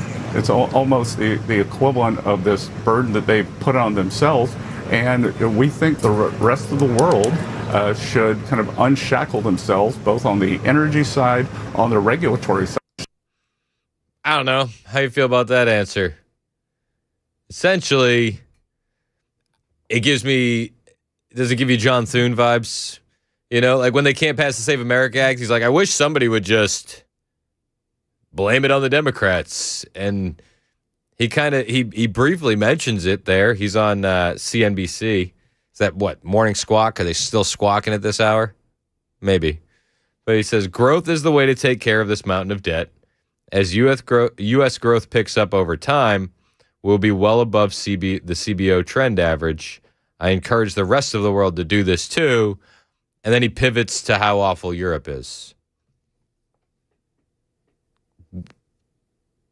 So are we just kicking cans? Is that what we're doing? It feels like we're just kicking cans. And they're not going very far. No. The most popular this administration was when Doge was running through the books, right? Can we get back to that? I feel like we need to get back to that. That didn't end as strongly as it started, did it? And now that we're $40 trillion in debt, we're in the middle of another Middle Eastern conflict. Yeah, you know what? Screw it. The kids will pay for it. We'll be fine. We'll be fine. Don't worry. You know, all those kids that they're raising right now that can't read and can't write in middle school, and the teachers, instead of helping them, they're taking to social media to cry. They'll figure it out, right? Right? Sure hope so. Hey, speaking of that Middle Eastern conflict, President Trump yesterday went on Truth Social and said, economic D-Day. That's what he said, economic D-Day. We're putting more crippling sanctions on them. That's what we're going to do. Scott Bessent.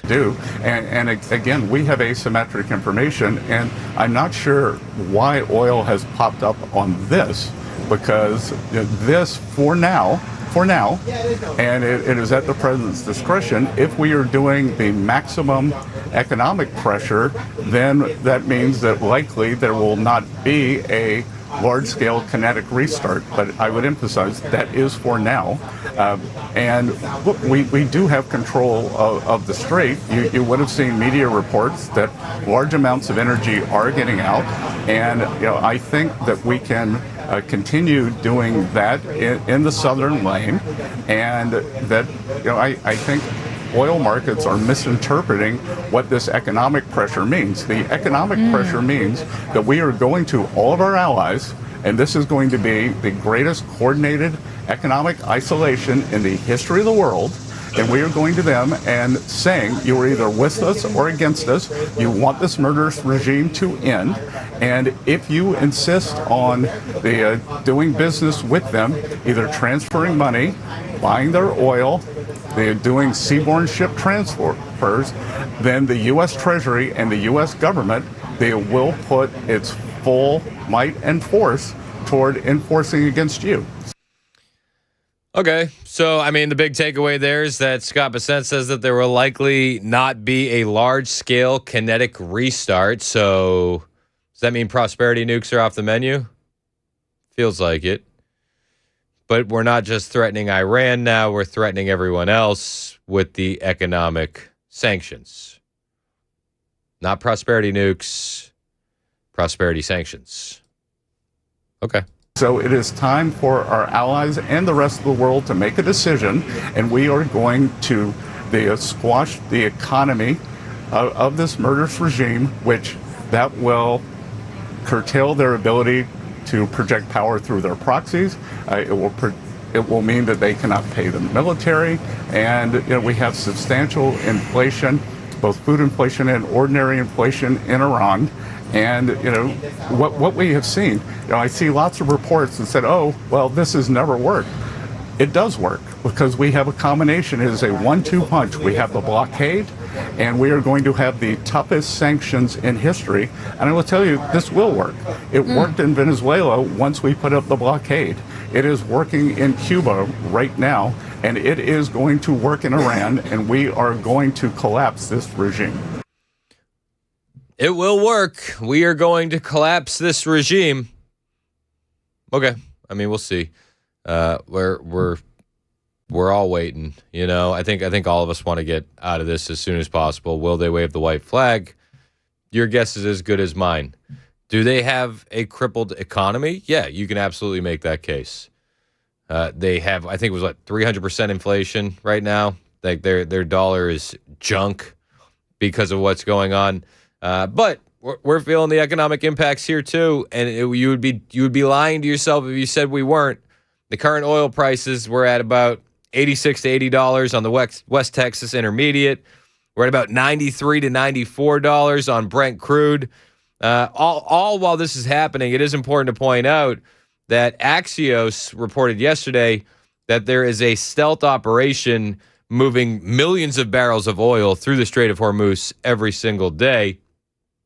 Under the operation, Axios reports, which has been underway for the last several weeks, 15 to 20 tankers have entered and exited the strait each night through a southern channel along the coast of Oman.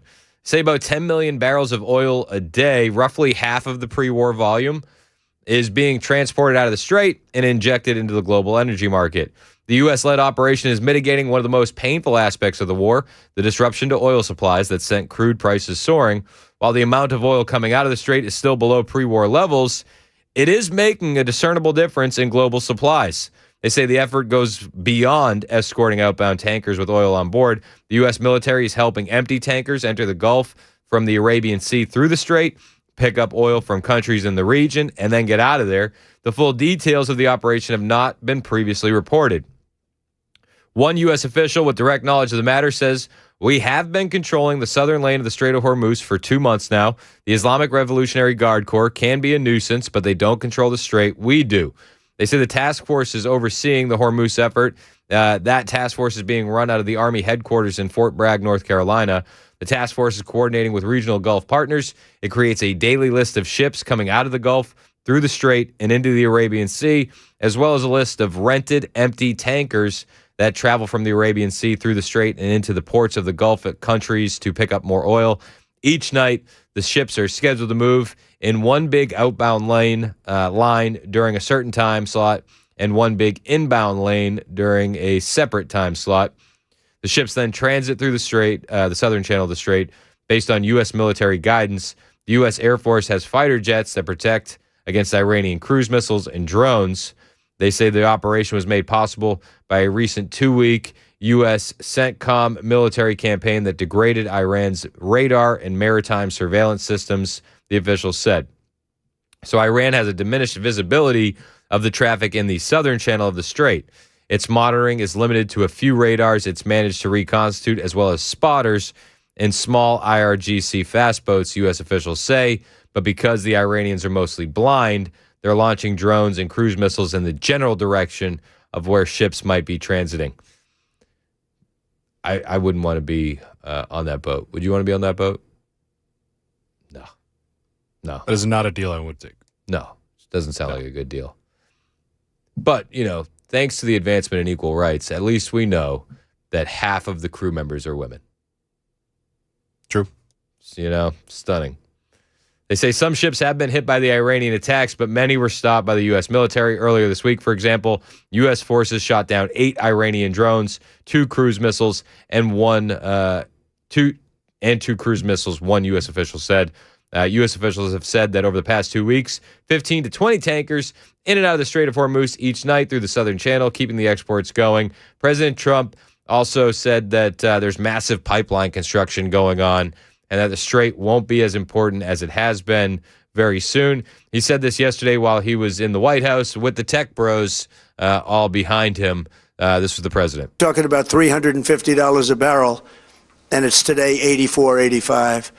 And we are getting a lot of oil out. But the other thing that's happened is people have found other alternatives, which they never thought about. Texas, Alaska, Louisiana, and other places. In addition, a lot of pipelines, record numbers of pipelines are being built. So I think the Hormuz Strait's not going to be quite as important as it was in the past. So that's the president's take yesterday inside the Oval Office. He wasn't there just to talk about Iran. He was talking about what's going on with the tech leaders. And they actually had a big conversation about crypto. And one of the big takeaways was that President Trump saying central banking digital currency is banned from being created in the United States. A lot of people are applauding this as a common sense policy. They have been able to. I signed a historic executive order banning any attempt to create a central bank digital currency. We launched Project Crypto to modernize rules so that our financial markets can move into blockchain technology. I established the United States Strategic Bitcoin Reserve, making Bitcoin a permanent asset of the United States Treasury, which has turned out incredibly well. I also created the United States Digital Asset Stockpile to hold custody of all other digital assets, and that's exactly what it's done. It's been amazing. So I'll be honest with you, I'm not like the smartest crypto guy in the world. I understand central banking digital currencies, and I know that a lot of people view it as a tool that the government would use to surveil, track, program, or restrict spending. But I kind of did a deep dive last night to see, what's the overall vibe on the ground with a lot of the big crypto guys on this. very positive. The big crypto voices in the broader crypto Twitter spaces are treating Trump's reaffirmation of the CBDC ban as a clear sign of good news. They say that this is common sense, this is freedom winning, and the key themes keep showing up, that it reinforces Trump's pro-crypto stance, strategic Bitcoin reserve, ending the war on crypto, regulatory clarity. Many posts frame it as bullish for Bitcoin and decentralized assets because it removes a potential centralized competitor. Guys like Saylor, CZ, Armstrong, they haven't dropped immediate reactions on this from yesterday, but the surrounding conversation, very positive. Coinbase's Brian Armstrong has been publicly praising Trump's crypto policy progress around the same time. Smaller to middle influencers in the general timeline, very enthusiastic about this. They say, though, no CBDC, no promises kept, keep your money free, but there are some caveats. The no CBDC ban only runs through 2030. It doesn't last forever. This was done as an executive order, and like we've talked about with all the executive orders from President Trump, they can be undone as quickly as they were signed the moment a Democrat president gets in. Would that happen? I don't know. Your guess is as good as mine. But President Trump said we do need to pass the Clarity Act, and he got in on that. We'll bring you those comments on the way. It's 10:52. This is Super Talk 99.7 WTN.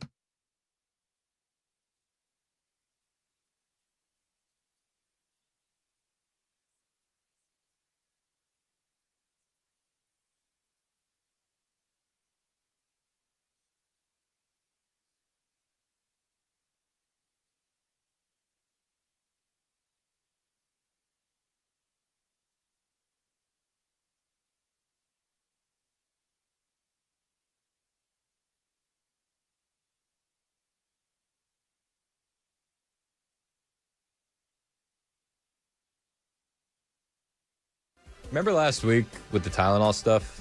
Yeah. Okay. And then Britain, they came out and they said, don't listen to anything Trump says. You remember that? Don't listen. Don't listen to the orange man. Tylenol's totally safe. And then we were like, well, should we listen to Tylenol? Because they said don't take it while pregnant. Yeah, they said that a while ago, didn't they? Yeah. Well, I've come to a new conclusion. We don't need to listen to anything the British government says, which leads me to this headline. First cousin marriage has benefits, says NHS guidance, despite birth defect risk. First cousin marriage is linked to stronger extended family support systems and economic advantages. So it's a strong family. Now, it's important to point out the real reason that they're doing this is because they've been culturally invaded by Muslims. I know. Listen, it's uncomfortable. People don't want to talk about it, but we'll talk about it. Diversity is our strength. Yikes.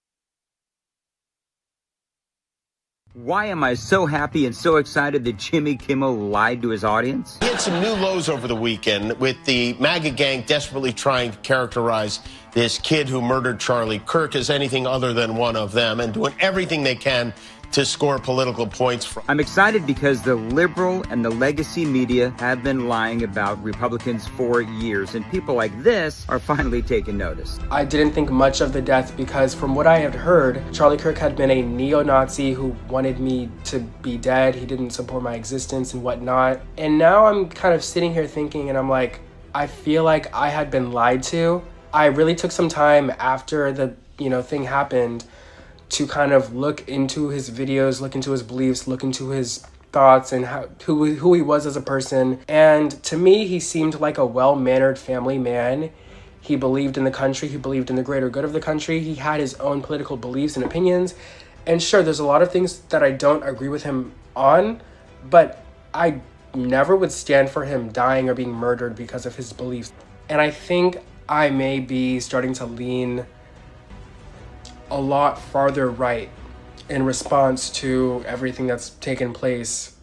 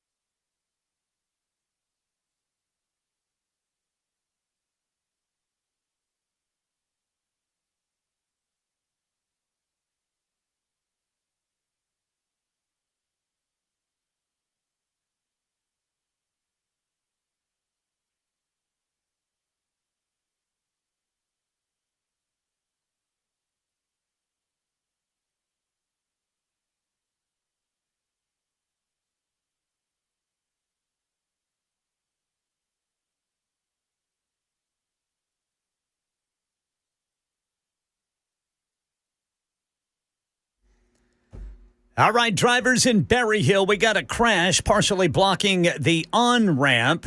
That's going to be to go northbound or on, that's to go eastbound on 440 from northbound I-65. And then in Franklin, got a crash that just cleared. That's the good news. Lewisburg Pike there at Carriage Park Drive and Stewart's Street. And over here, 24 westbound at Bell Road, still got a crash on the right shoulder. You got to move over there for the first responders.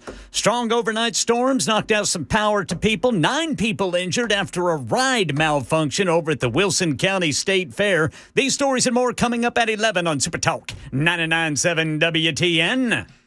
The storms last night scared me. Well, why'd they scare you, man? I was a little scared. So it's like a big lightning strike near the house. Oh, yeah, that happened, I think it was last week. I had little Fritz out, man, and I mean, lightning struck just right down my street. It woke me up, and I was like, so Bishop's room is near us, and he has a tendency to fall out of the bed. So it's so funny. He's like, yeah, I've been falling out of the bed lately, Dad. I'm like, I know. Why are you doing that? Like, it just kicked up. He's like, I don't know, man. He's like, but every night I'm waking up on the floor, Dad. I'm like, oh, yeah, I hear you. Oh, that's awesome, man. So I'm laying there, and this is what I do to myself. It's like, I don't know. It was like 5:30 in the morning, which is also awful because it's like, great. So I have, I'm going to fall asleep in 15 minutes for 15 more minutes. Right.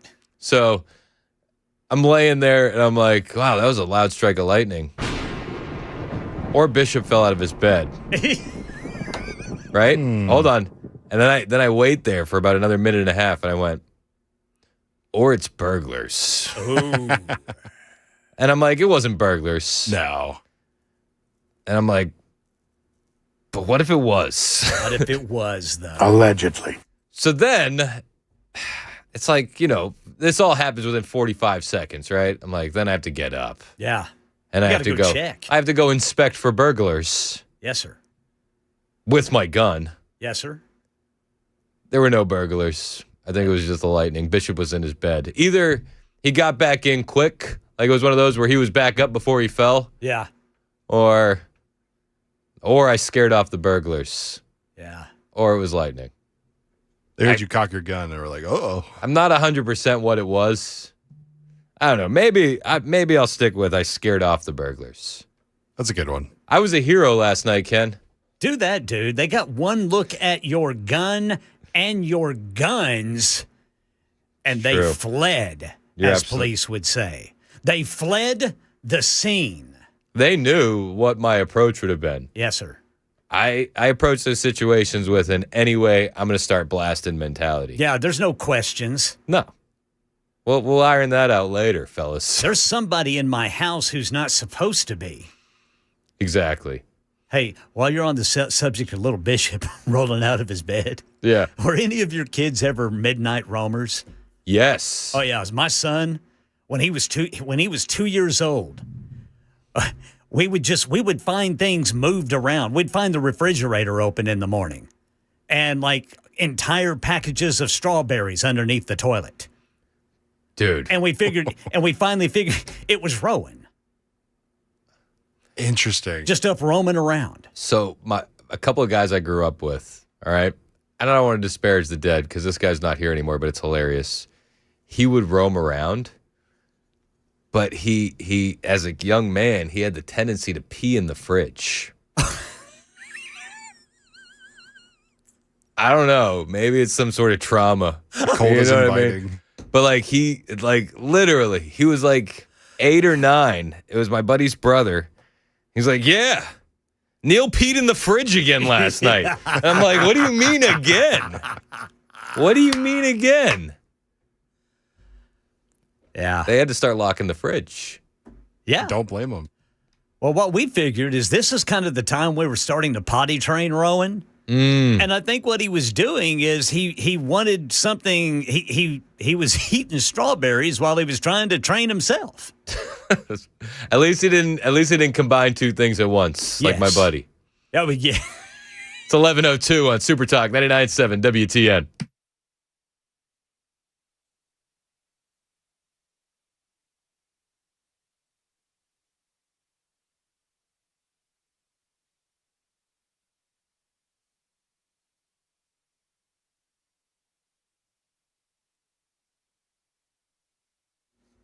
I'm Ken Weaver with your top stories. Got the full forecast, and I'll give you a traffic update right quick. Berry Hill still got that crash on-ramp partially blocked. 440 eastbound on-ramp from northbound 65.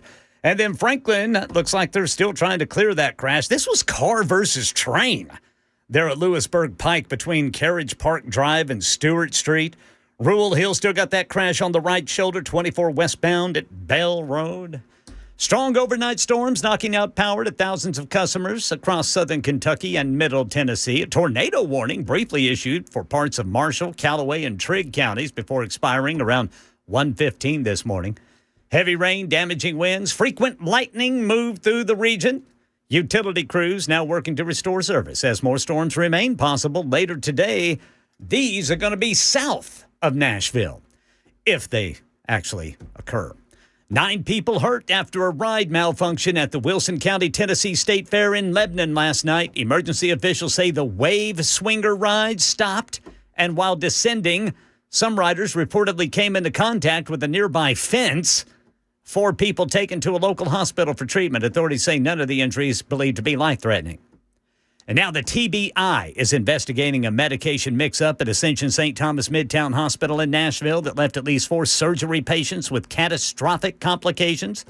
Investigators say the patients were undergoing routine joint replacement procedures when they were allegedly given the wrong drug through epidurals. Family members say at least 2 patients were left paralyzed and another remains on a ventilator in intensive care. News Channel 5 says hospital officials say they've identified the cause, implemented new safeguards, and are cooperating with ongoing reviews. And Metro Nashville Police stepping up traffic enforcement with vehicle stops up 24% and arrests from traffic stops up 37% compared to this time last year. The push comes as officers report an increase in dangerous encounters on the road. Investigators say an alleged drunk driver nearly hit a police officer on Neely's Bend Road before crashing into 2 patrol SUVs and then running away. Police say the suspect now faces multiple charges, including DUI and aggravated assault on an officer.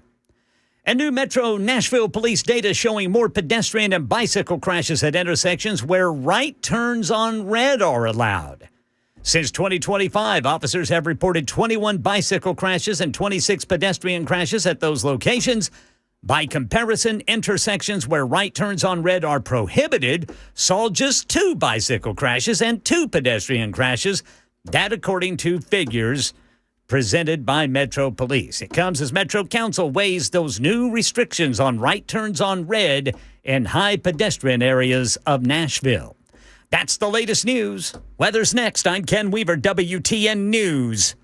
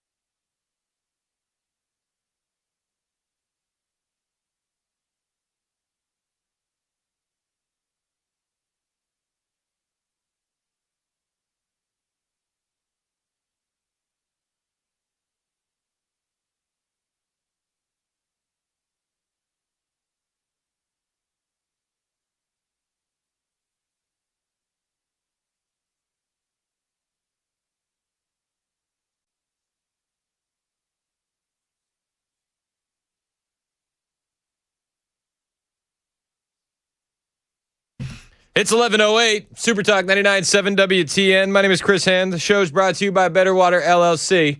Water filtration systems, water softeners, betterwater.com. The text line is just full of stories now of people peeing in weird places. If you're just joining us, I'm not here to provide context. I'm just here to update you. We're moving on. It really is. Yeah. A lot of weird places. Thanks, everybody. Hey, so it was Bishop that falls out of bed, right? Yes, sir. All right, I got I put Brooks's picture of a robot up here in the newsroom. Oh yeah, he drew Cyborg back there. Yeah, Cyborg. I got Cyborg Man here in the newsroom. Let him know his artwork is adorning the dust encrusted newsroom, as John puts it. I have a Brooks story too. All right, let's hear it. So he's on his scooter, and I was talking to him. I was like, dude, you gotta J-hop that thing, right? Where you get the front wheel up first and the back wheel up. Long story short, he face planted. Like it could have been worse. There's no chipped teeth. There's no bruised bones. That's good. Right? That's good. Just a little road rash. He was not wearing a shirt, also, which is right. Yes, sir. Par for the course. So yesterday, he's running through the house, and I literally looked at him, and I was like, I said, dude. I was like, you're already banged up. Like, you don't want to get hurt anymore. And he just spun right around. He was like, I'm only banged up because it was your idea. I was like, all right, fair. That's true. Got a point. But I just don't want you to get hurt more. I love it. Yeah, thank you. I love it. He looks like he's a cage fighter, though. Oh, yeah. So, what are you going to do? Hey, man, that's the sign of a fun summer right there. It's whatever you've got when you've got wounds, like skinned up knees and elbows, man. All right, one more P story, and then we're moving on. All right, let's do it. 8883 said, I took a leak in Saddam Hussein's man-made lake in the middle of Baghdad. That's what do they say nowadays? That's fire? That's fire. Yes, sir. That's a winner right there. Nobody's going to top that. No. So we can officially move on from the P stories without context. Yeah, that right there, that tops it, dude. That's what I just wrote based. Yeah. I like how he let us. It was a man-made lake. Yeah. Yeah, that ain't real. How much do you think Saddam paid for it? Do you think he paid at all, or did he just say start digging? He just told him to start digging. Get busy. Get busy. Yeah. No, I've never peed in any dictators' lakes. Me either. I wouldn't be opposed to it. No.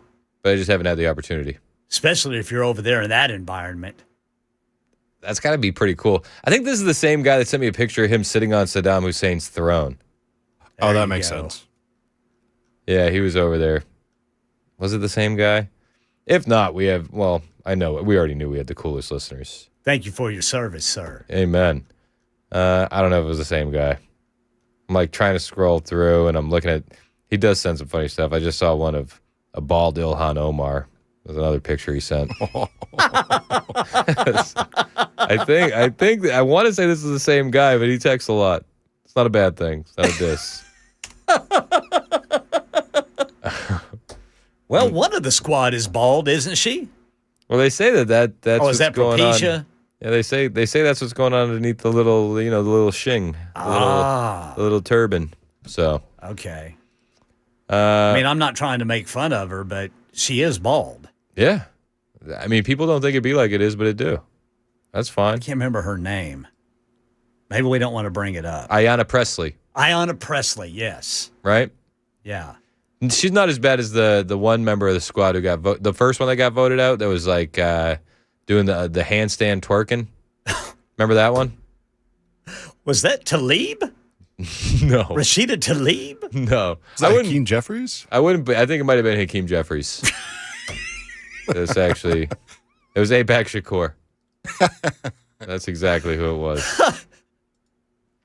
So he had to get votes somehow. He had to do it. All right. How the hell do I pivot out of this? I was getting ready to say, Brother Chris, how are you going to transition? Now I'm picturing Hakeem, and I didn't sign up for this. You're picturing him twerking. Upside down. Upside down. No, but I think was it Cori Bush? Cori Bush, yes. She was the upside down twerker? Yes. Right? I think you are correct, sir. And then she got in trouble because she was spending all that money with her husband's security company. Yep. And there wasn't really much securing to do. There was just a lot of spending to do. I know how we pivot out of this. All right, so you're going to hear a lot of this. Hegseth is under fire, okay? People are mad at Pete Hegseth. And we talked about the Democrats doing upside-down twerking. What's worse? Is it upside-down twerking, or is it Pete Hegseth saying this? Secretary Pete Hegseth went to Iowa to campaign. He was at the Iowa State Fair Monday, and he used a slur against trans people. Take a listen. We need guys like this man right here having our back in Congress as we get rid of DEI at the Defense Department. At the Department of War, we do training, not trannies. The only focus of our department, colorblind, gender neutral, merit-based. That's it. We want the best. Training, not trannies, is the issue here. Is that a slur now? Is that a slur? Allegedly. I mean, first of all, I'm still just not going to get over the fact of seeing like a current Secretary of Defense campaigning for somebody. I don't think I've ever seen anything like that before. Correct. I mean, to your point, Jake, it's not unusual for cabinet secretaries to campaign for candidates, but when it comes to members of the national security team, especially the Secretary of the War, Secretary of DOD, you do not typically see those people out there campaigning. First of all, we are at war. So he should be focused on that in Washington, D.C., a war that Trump started. Yeah. But secondly, no, you don't see that. Look, I will also say this, Jake. First of all, Iowa is very much a state in play, both at the governor level and the senatorial level. He was campaigning for Zachary Nunn, who's running for Congress. Also, how many times did she say first of all? She said first of all like 3 times. Did you notice that? Yeah, she's at least on fourthly. Yeah. Secondly, thirdly. This cycle, Obama won it in 2012. That's the last time a Democrat won on the presidential campaign side in a presidential campaign. But it's a very, very, very marginal state for Republicans. Democrats have very good chances there this year. I think voters are sick and tired of this rhetoric. They are tired of the tariffs and how it's impacting farmers. They're tired of prices being high. This does not work. This strategy of like, oh, let's play into the culture wars. Voters are sick and tired of it. This does not work. This rhetoric, the training, not trannies, saying that we need meritocracy, not DEI, that we need a genderless, colorless, war-fighting class. Don't they understand that the culture wars is one of the big dings against Kamala Harris? The culture wars actually do win a lot of elections at the end of the day. So to say that Americans are tired of it, I think Americans are tired of it coming from the left, where they tell us to shut up, bigot. We're going to cut off the parts of this healthy boy, this healthy girl, because we're affirming them, especially when you see reports coming out of HHS, the wolves in white coats, where they were creating customers for life, and they were absolutely lying to parents every step of the way, and they were getting what normally the amount that you would get from an insurance provider for a young healthy child is about $3,000, but if you send that kid through these medical interventions, the hormone blockers, the surgeries, and so on, you can get upwards of $170,000 out of a young child. So when they say that Americans are tired of the rhetoric, I'd be like, what are we talking about here? Isn't the WNBA engaging in this rhetoric right now? Calling everybody just bigots because we don't think men should be playing in women's sports? The left constantly dabbles in this rhetoric, in the culture war stuff. She probably wants to move away from it because they're on the losing side of this, especially in a state like Iowa. I don't think that the left's version of the culture war is what they want out there, but we got to move away from it. Especially the independent voters will ultimately make the decision in these races in Iowa. And I just also wonder, Sir Michael, I mean, just calling transgender people trannies, like that's obviously a slur that they don't like, and people can have their opinions on sports or whatever, but like there is just something about like treating people with dignity. Yeah, sure. Look, I'm not in disagreement with that. I've always had a pretty high bar, even with people I've disagreed with trying to maintain their humanity. That's just my personal. So is that a bridge too far? Calling a transgender a tranny? Or is this just rhetoric from the left and a new word we're not allowed to say? Is it hateful to call a transgender person a tranny? You tell me. I'm just trying to learn in these spaces, you know? I just want to be an ally. So if it's hurtful, I'll move away from it. I think, they tell us that everything we do is hurtful in these spaces. If we tell you that you're actually just a man, that's hurtful. If we say you're a tranny, that's hurtful. If we tell you the truth, that's hurtful. And I think the most loving thing that we can do is tell you the truth. And people will be like, oh, you think you're some Christian when you're calling them trannies? It's like, well, do you think that the better alternative would be to tell them that this lifestyle that they've engaged in is perfectly normal and you're not going to be sent to hell for doing what you're doing? I don't think that that's the right move. I don't think that that's loving or caring or any of the above. But Pete Hegseth, this is going to be, I do believe this is going to be a topic of conversation. Pete Hegseth, the trannies, training, not trannies line. But we'll see what happens.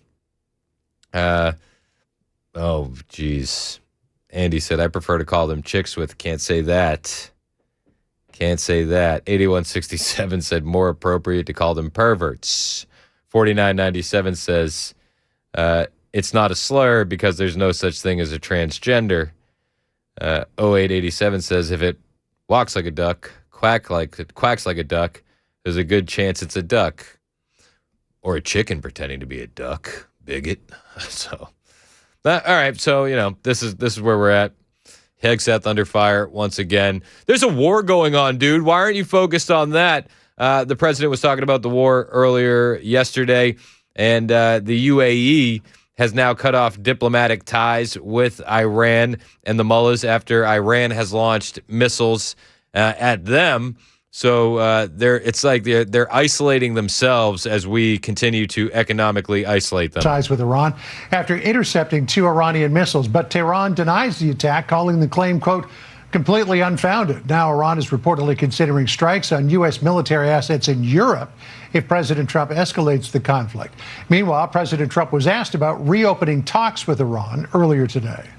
Maybe at some point, but right now, I think the situation is so good, but maybe at some point. Look, it's very simple. They have to get rid of no nuclear weapons. Iran cannot have a nuclear. You know why? Because they'd use it. All right. 11:21, Super Talk 99.7 WTN.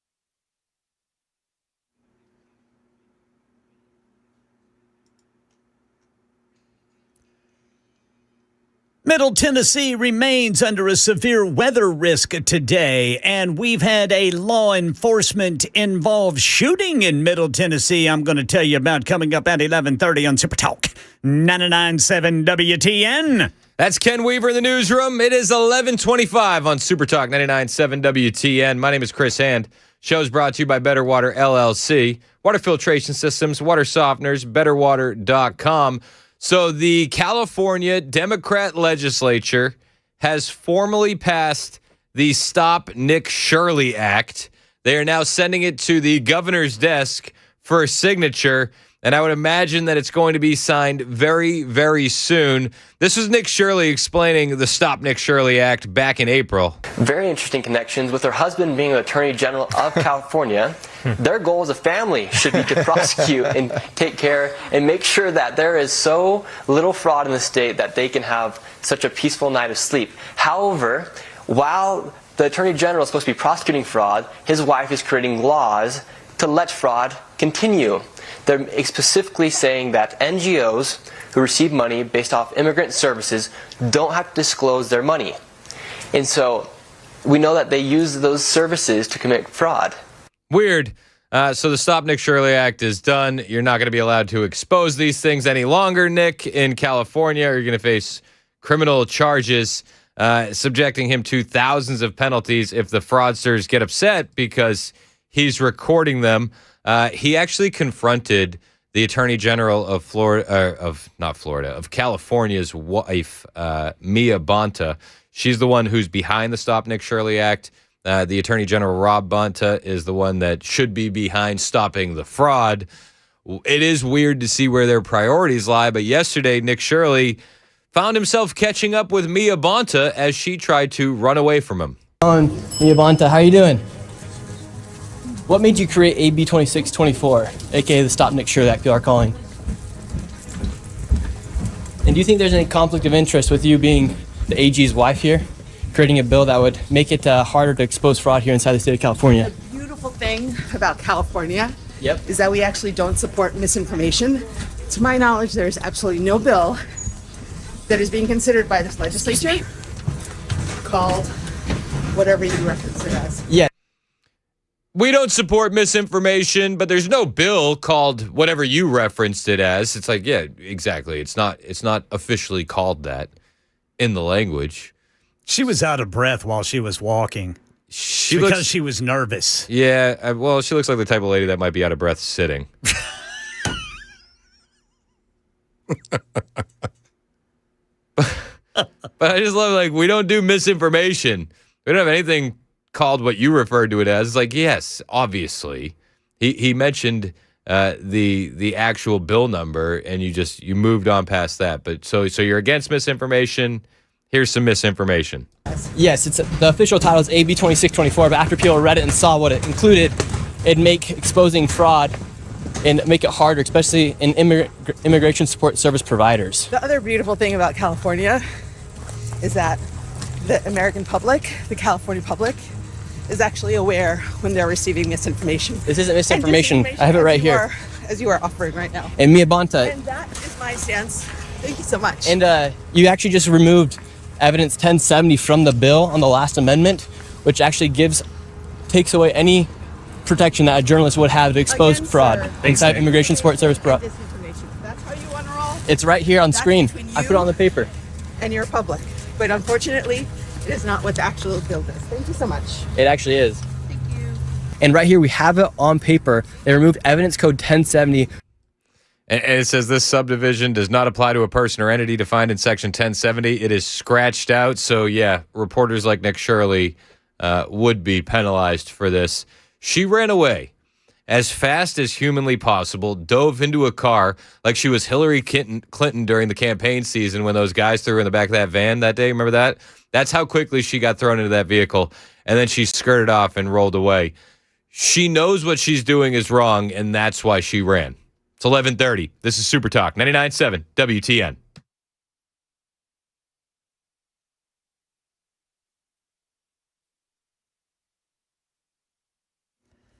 It's 11:30 on the dot I'm Ken Weaver with your top stories. Middle Tennessee still under severe weather risk today as additional thunderstorms expected to develop this afternoon and evening. The greatest threat generally south of I-40 and across the Cumberland Plateau. Got the full forecast in 5 minutes. Right now in Middle Tennessee, a person hospitalized with critical injuries following an officer-involved shooting in Coffee County. Deputies responded to a 911 call on Maple Drive in the Lakewood Park area when the situation escalated. The individual taken for treatment while no officers were injured. Tennessee Bureau of Investigation and the District Attorney's Office now reviewing that incident. The FDA has upgraded a recall of Greenwise organic frozen blueberries sold here in Tennessee and 7 other states to a Class 1 recall, its highest risk category, over possible E. coli contamination. Health officials say 12 people in Florida and Georgia have gotten sick, with 4 requiring hospitalization. Publix expanded the recall to include all lots of Greenwise organic whole blueberries and whole mixed berries. Consumers should not eat the products and should either throw them away or return them to Publix for a refund. And as Nashville lawmakers debate limits on right turns on red, new police data is adding fuel to the discussion. Metro Police claiming 47 pedestrian and bicycle crashes since 2025 at intersections where right turns on red are permitted. Intersections with no right turn on red restrictions recorded just 4 such crashes during the same period, according to Metro Police.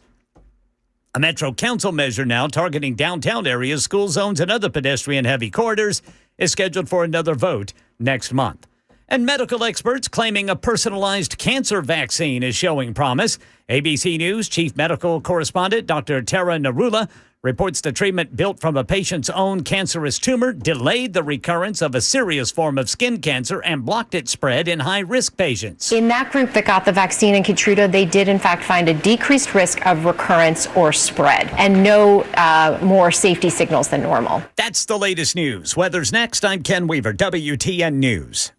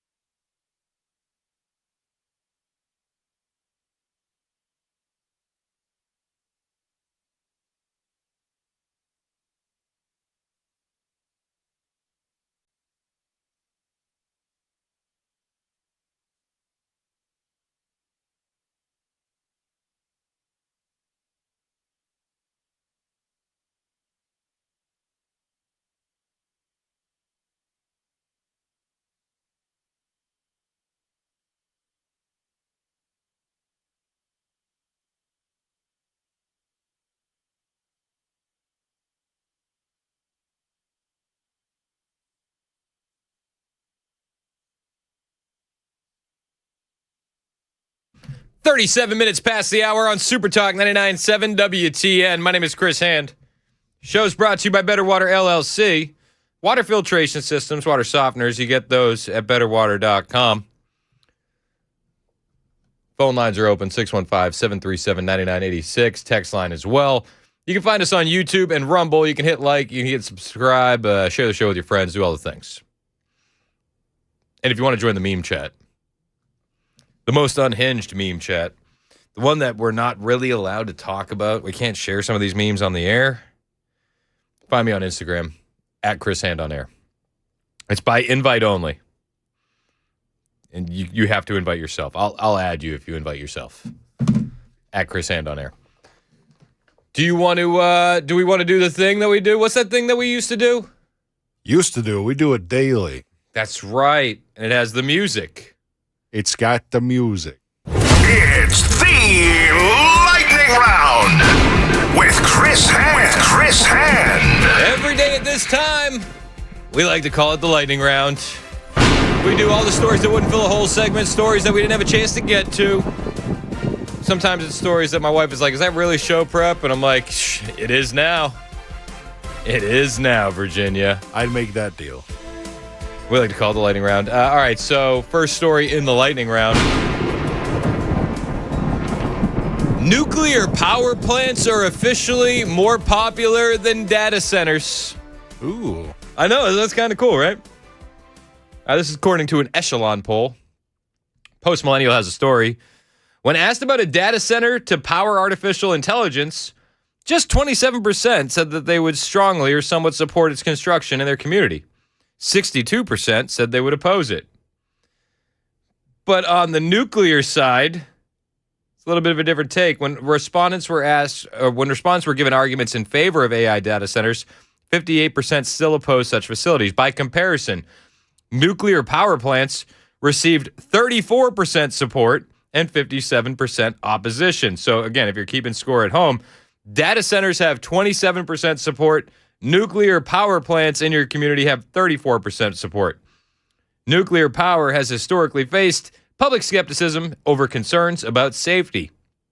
Many, because of Chernobyl, nuclear advocates have increasingly pointed out the technology's ability to produce large amounts of electricity without direct greenhouse gas emissions. AI data centers have faced a different set of concerns, including fears over our environmental impact, but the broader public debate over AI has also included concerns about job displacement, privacy, and how AI systems collect data, leading to skepticism on both sides of the political aisle.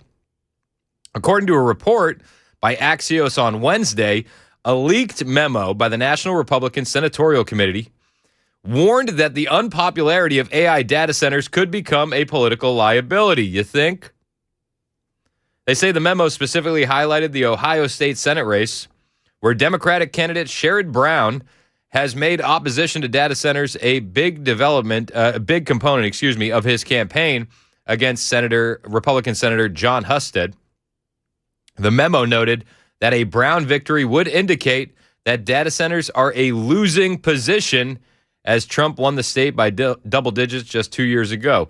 If he loses, data centers get the blame, and politicians across the country will take note, and they will not go near the next one.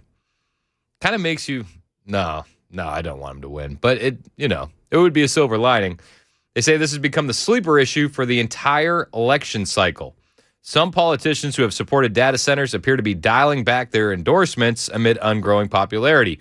Pennsylvania Governor Josh Shapiro recently signed an executive order establishing strict guardrails for the development of data centers, and this comes after he helped secure a $20 billion investment from Amazon for 2 data centers in the state of Pennsylvania, the Commonwealth of Pennsylvania, last year. You know, I listen candidly, Shapiro told CBS Mornings. I showed up in different communities and heard the concerns of neighbors. I stood in left field of Eddie Staubach Park in Lackawanna County, Pennsylvania, and looked where a data center developer who was wreaking havoc on a community wanted to put their data center right where parents would be sitting watching a ball game. I'm just about 7 miles away from a proposed project in a really densely populated area here in Montgomery County, where a developer is just thumbing his nose at the community, not listening to folks. These are not the kind of projects I want in Pennsylvania. It's kind of crazy that they're like, oh, this is a losing political battle. And all of a sudden, as soon as it becomes a losing political battle, they want to listen. Nuclear power plants, infinitely more popular than data centers. All right. Got another report here in the lightning round. Somebody on the text line said, meme chat is invite only? Guess I'm not worthy. I said you have to invite yourself. You got to invite yourself. At Chris Hand on Air. Message Chris. We'll add you. I don't know. If I added everybody, then I would add some people that would be offended. Yeah, you got to ask. I thought about adding my mother-in-law just for fun. I decided against it. I thought it'd make her nervous. Probably just a little bit. She'd be like, what is this? Sorry. I apologize. Maybe I should add her anyway. Just to see what happens. Let's just see what happens. My wife would get a phone call. She'd be like, we need to talk about what Chris is doing on the internet. She'd be like, Mom, I know. I know. All right, got another story for you here in the lightning round. Another one. So there was a mom that took to the internet, and she's very upset. She didn't reach out to close family. She didn't reach out to close friends. When she got this stunning news, she reached out to strangers on the internet. And what I kind of view as like a virtue signaling post looking to be love bombed. Here's the scenario. And I don't know, maybe this has happened to somebody you know or someone in your life, but yeah, to each their own. But this mom says her 19-year-old son said, hey, guess what? I am now your 19-year-old daughter. Okay, like you gotta deal with those. You gotta navigate those situations. It's the year of our Lord 2026. What I do know is that this is not the way I would go about it. Taking to TikTok and asking that audience for their help and recommendations on how to deal with it. I just hit the 48-hour mark of learning that my 19-year-old son is actually my 19-year-old daughter. And so I'm calling this the awkward ally because I never in a million years thought that that conversation would be one that I was going to have. And so I have a lot to learn. And so I'm reaching out to the community because we're going to need a community. And we don't know what we're doing, and I'm scared. I don't know why she's so sad. I thought this was like one of the greatest things that could happen, right? So, but I want to be the best mom I can to her because she deserves it. So, my friends, take me and teach me, please. I'm willing to learn. What do I need to know to help her, please? My advice would be to find a psychologist that you can trust before you make any rash decisions that will have a ripple effect on the rest of your son's life. I would talk to a pastor. I would talk to a child psychologist, not one that's going to affirm you, but one that's actually going to walk you through what's happening. I would say that there's probably some unresolved trauma going on in your son's life that maybe you need to address first, and maybe you missed it. Maybe something happened when he was younger that you didn't see. But I think the last thing that you should be doing is affirming this. I don't think you should shun your son.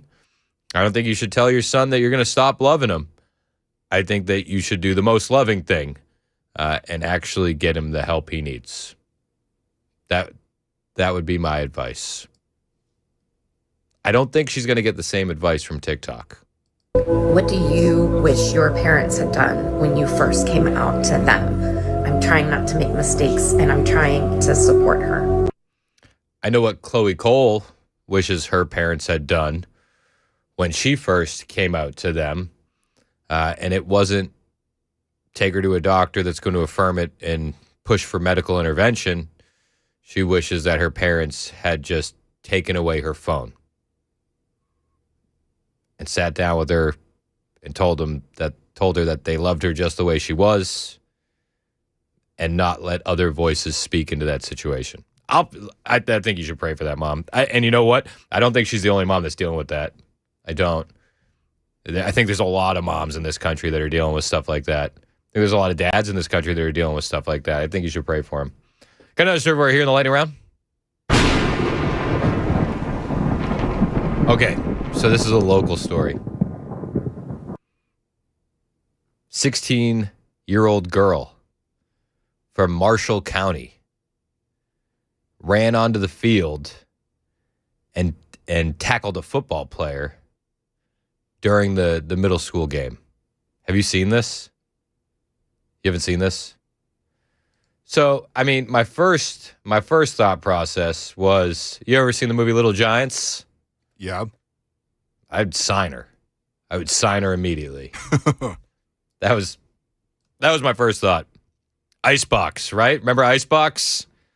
That's where I would go. Here's the scene from the football game. There's no sound.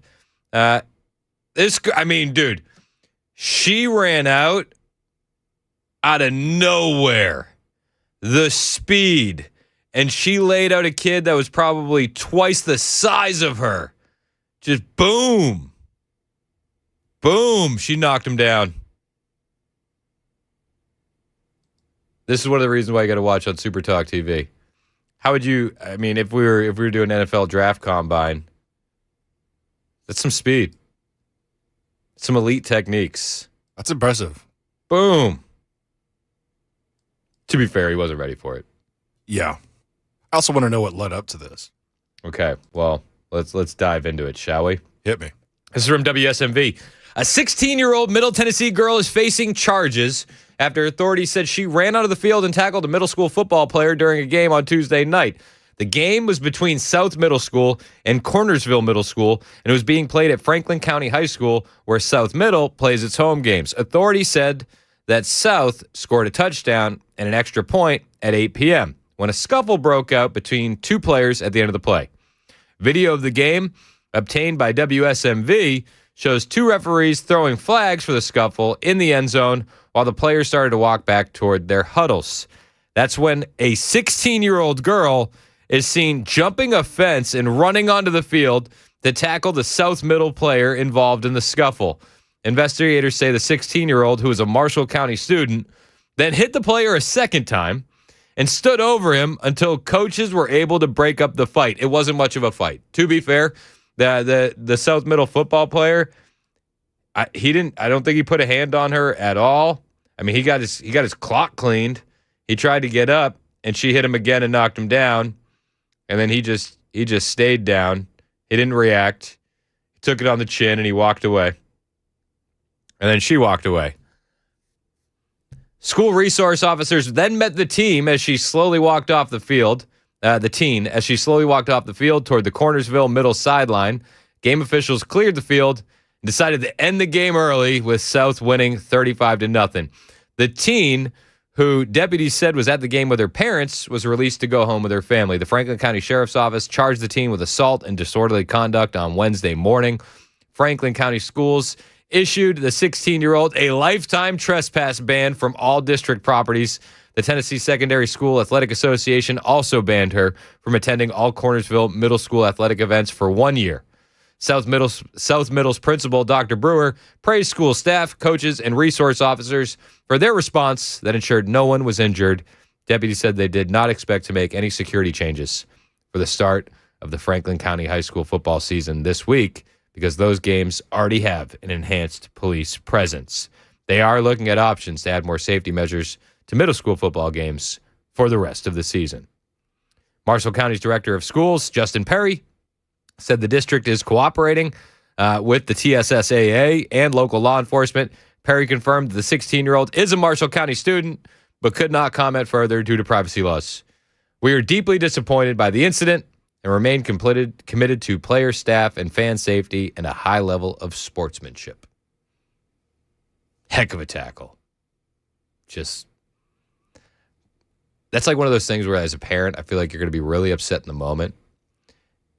And then when you get like 3 or 4 years down the road, it's going to be one of the funniest things that your family constantly brings up. Funniest clips, or like a subtle fist bump in the car on the way home. I think it'll be funny on both sides. Like, it'll be funny for the kid that got tackled, too.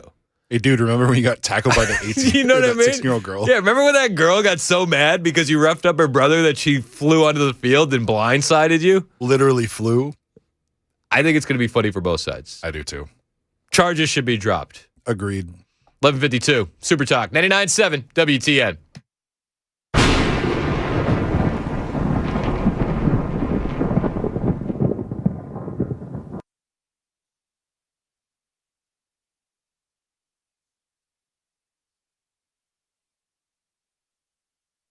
Hey, it's Dan Mandis from Super Talk 99.7 WTN and Nashville's Morning News. I'm here with Chris from USS, United Structural Systems. He's checking out my basement, my foundation, my crawl space to see if there's anything wrong. Fingers crossed.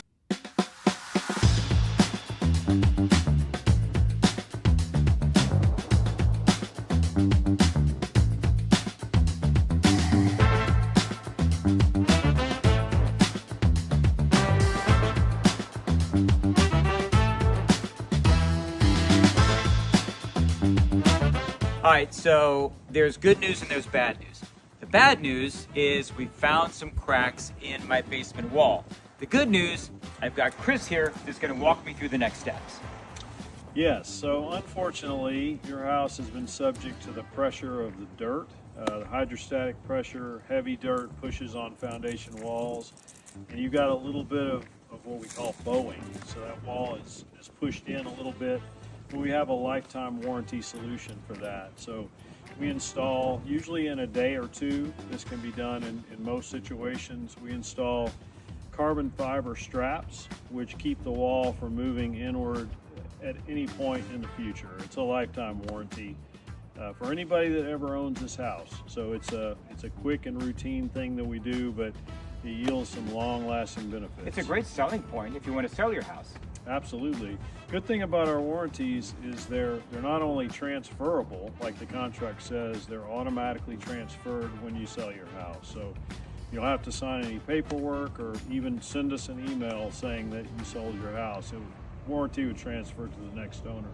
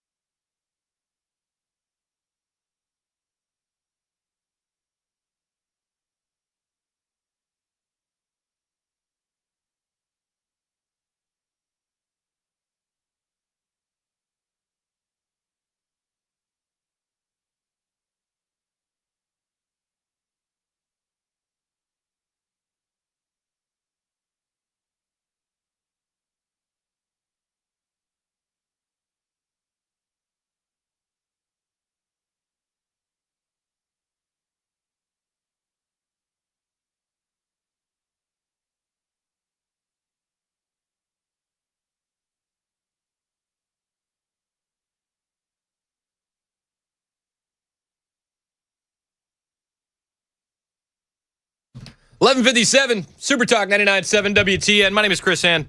Show's brought to you by Better Water LLC. Mason Fleming is producing. Ken Weaver's in the newsroom. Chad Benson's in studio. What's up? What's on your radar? What are you paying attention to? What are the big stories? The smell in here is what I'm paying attention to, sir. With your poutine and your hot chicken. A little hot. I spoiled me and young Mason today. It smells divine. Hot chicken poutine. This studio, it smells awesome. I don't think I'm supposed to eat in here. Don't tell anybody. It's okay. I haven't seen anything. What'd you get, Mason? Say it again. What did you get? Same thing. Oh, okay. We doubled down. It's got a little bit of Chinese kind of smell as well, like, a little orange chickeny with some fried. It's just it's amazing in here. That hot chicken seasoning. Yeah, I feel like that's the one thing you really can't get around here that's like legit is Chinese food. Chinese food, Mexican food's tough, man. It is. People don't think it'd be like it is, but it do. But it'd be like it is. Bad. Where'd you get that from? Party foul. Party foul, indeed. You got to act fast because a lot of them are closing. There's no party foul here. I'll tell you that right now. Dude, it's awesome. Oh, yeah. That smells awesome. Now I'm going to think about lunch. We're just going to talk about lunch today. We have the podcast today. We're doing the Mostly Peaceful with myself and Murphy and Dan. You know what's weird about Dan is, so he comes in and I thought, man, I've seen pictures of you and you look way more jacked on your pictures than you do in real life. I think he wears bigger shirts around the office so that way people don't get a complex. Oh, yeah. And then he has the element of surprise on him. Yeah, because when he tells me, man, he takes the guns out, the fun's out. Oh, yeah. It's true. It's true. He goes, I wish they would just make me thinner. I'm like, Dan, if they make you any thinner, you're going to disappear. I mean, you're already, you can't get much thinner. He's walking around in a shirt today. He looks like he's wearing his dad's clothes from when he was a child. Like the movie Big. I'm here to do a podcast. So did you see the lady, the 16-year-old girl that tried out for football mid-game? Yeah, that was a bit. Normally they have you try out like at practice, but you know what? Mid-game's also good. I would have signed her. Yeah, they should immediately. Yeah, that was a hit. So Beast mode. Sign her up. She's like the one girl, if they do the powder puff football in their league, that you don't want to mess with her. No, you don't want to mess with her. It was an interesting night, though. Again, normally when we have practice is when we try people out, not in the middle of the game. We're like, go. Chad's in next. It's 12 o'clock on Super Talk 99.7 WTN.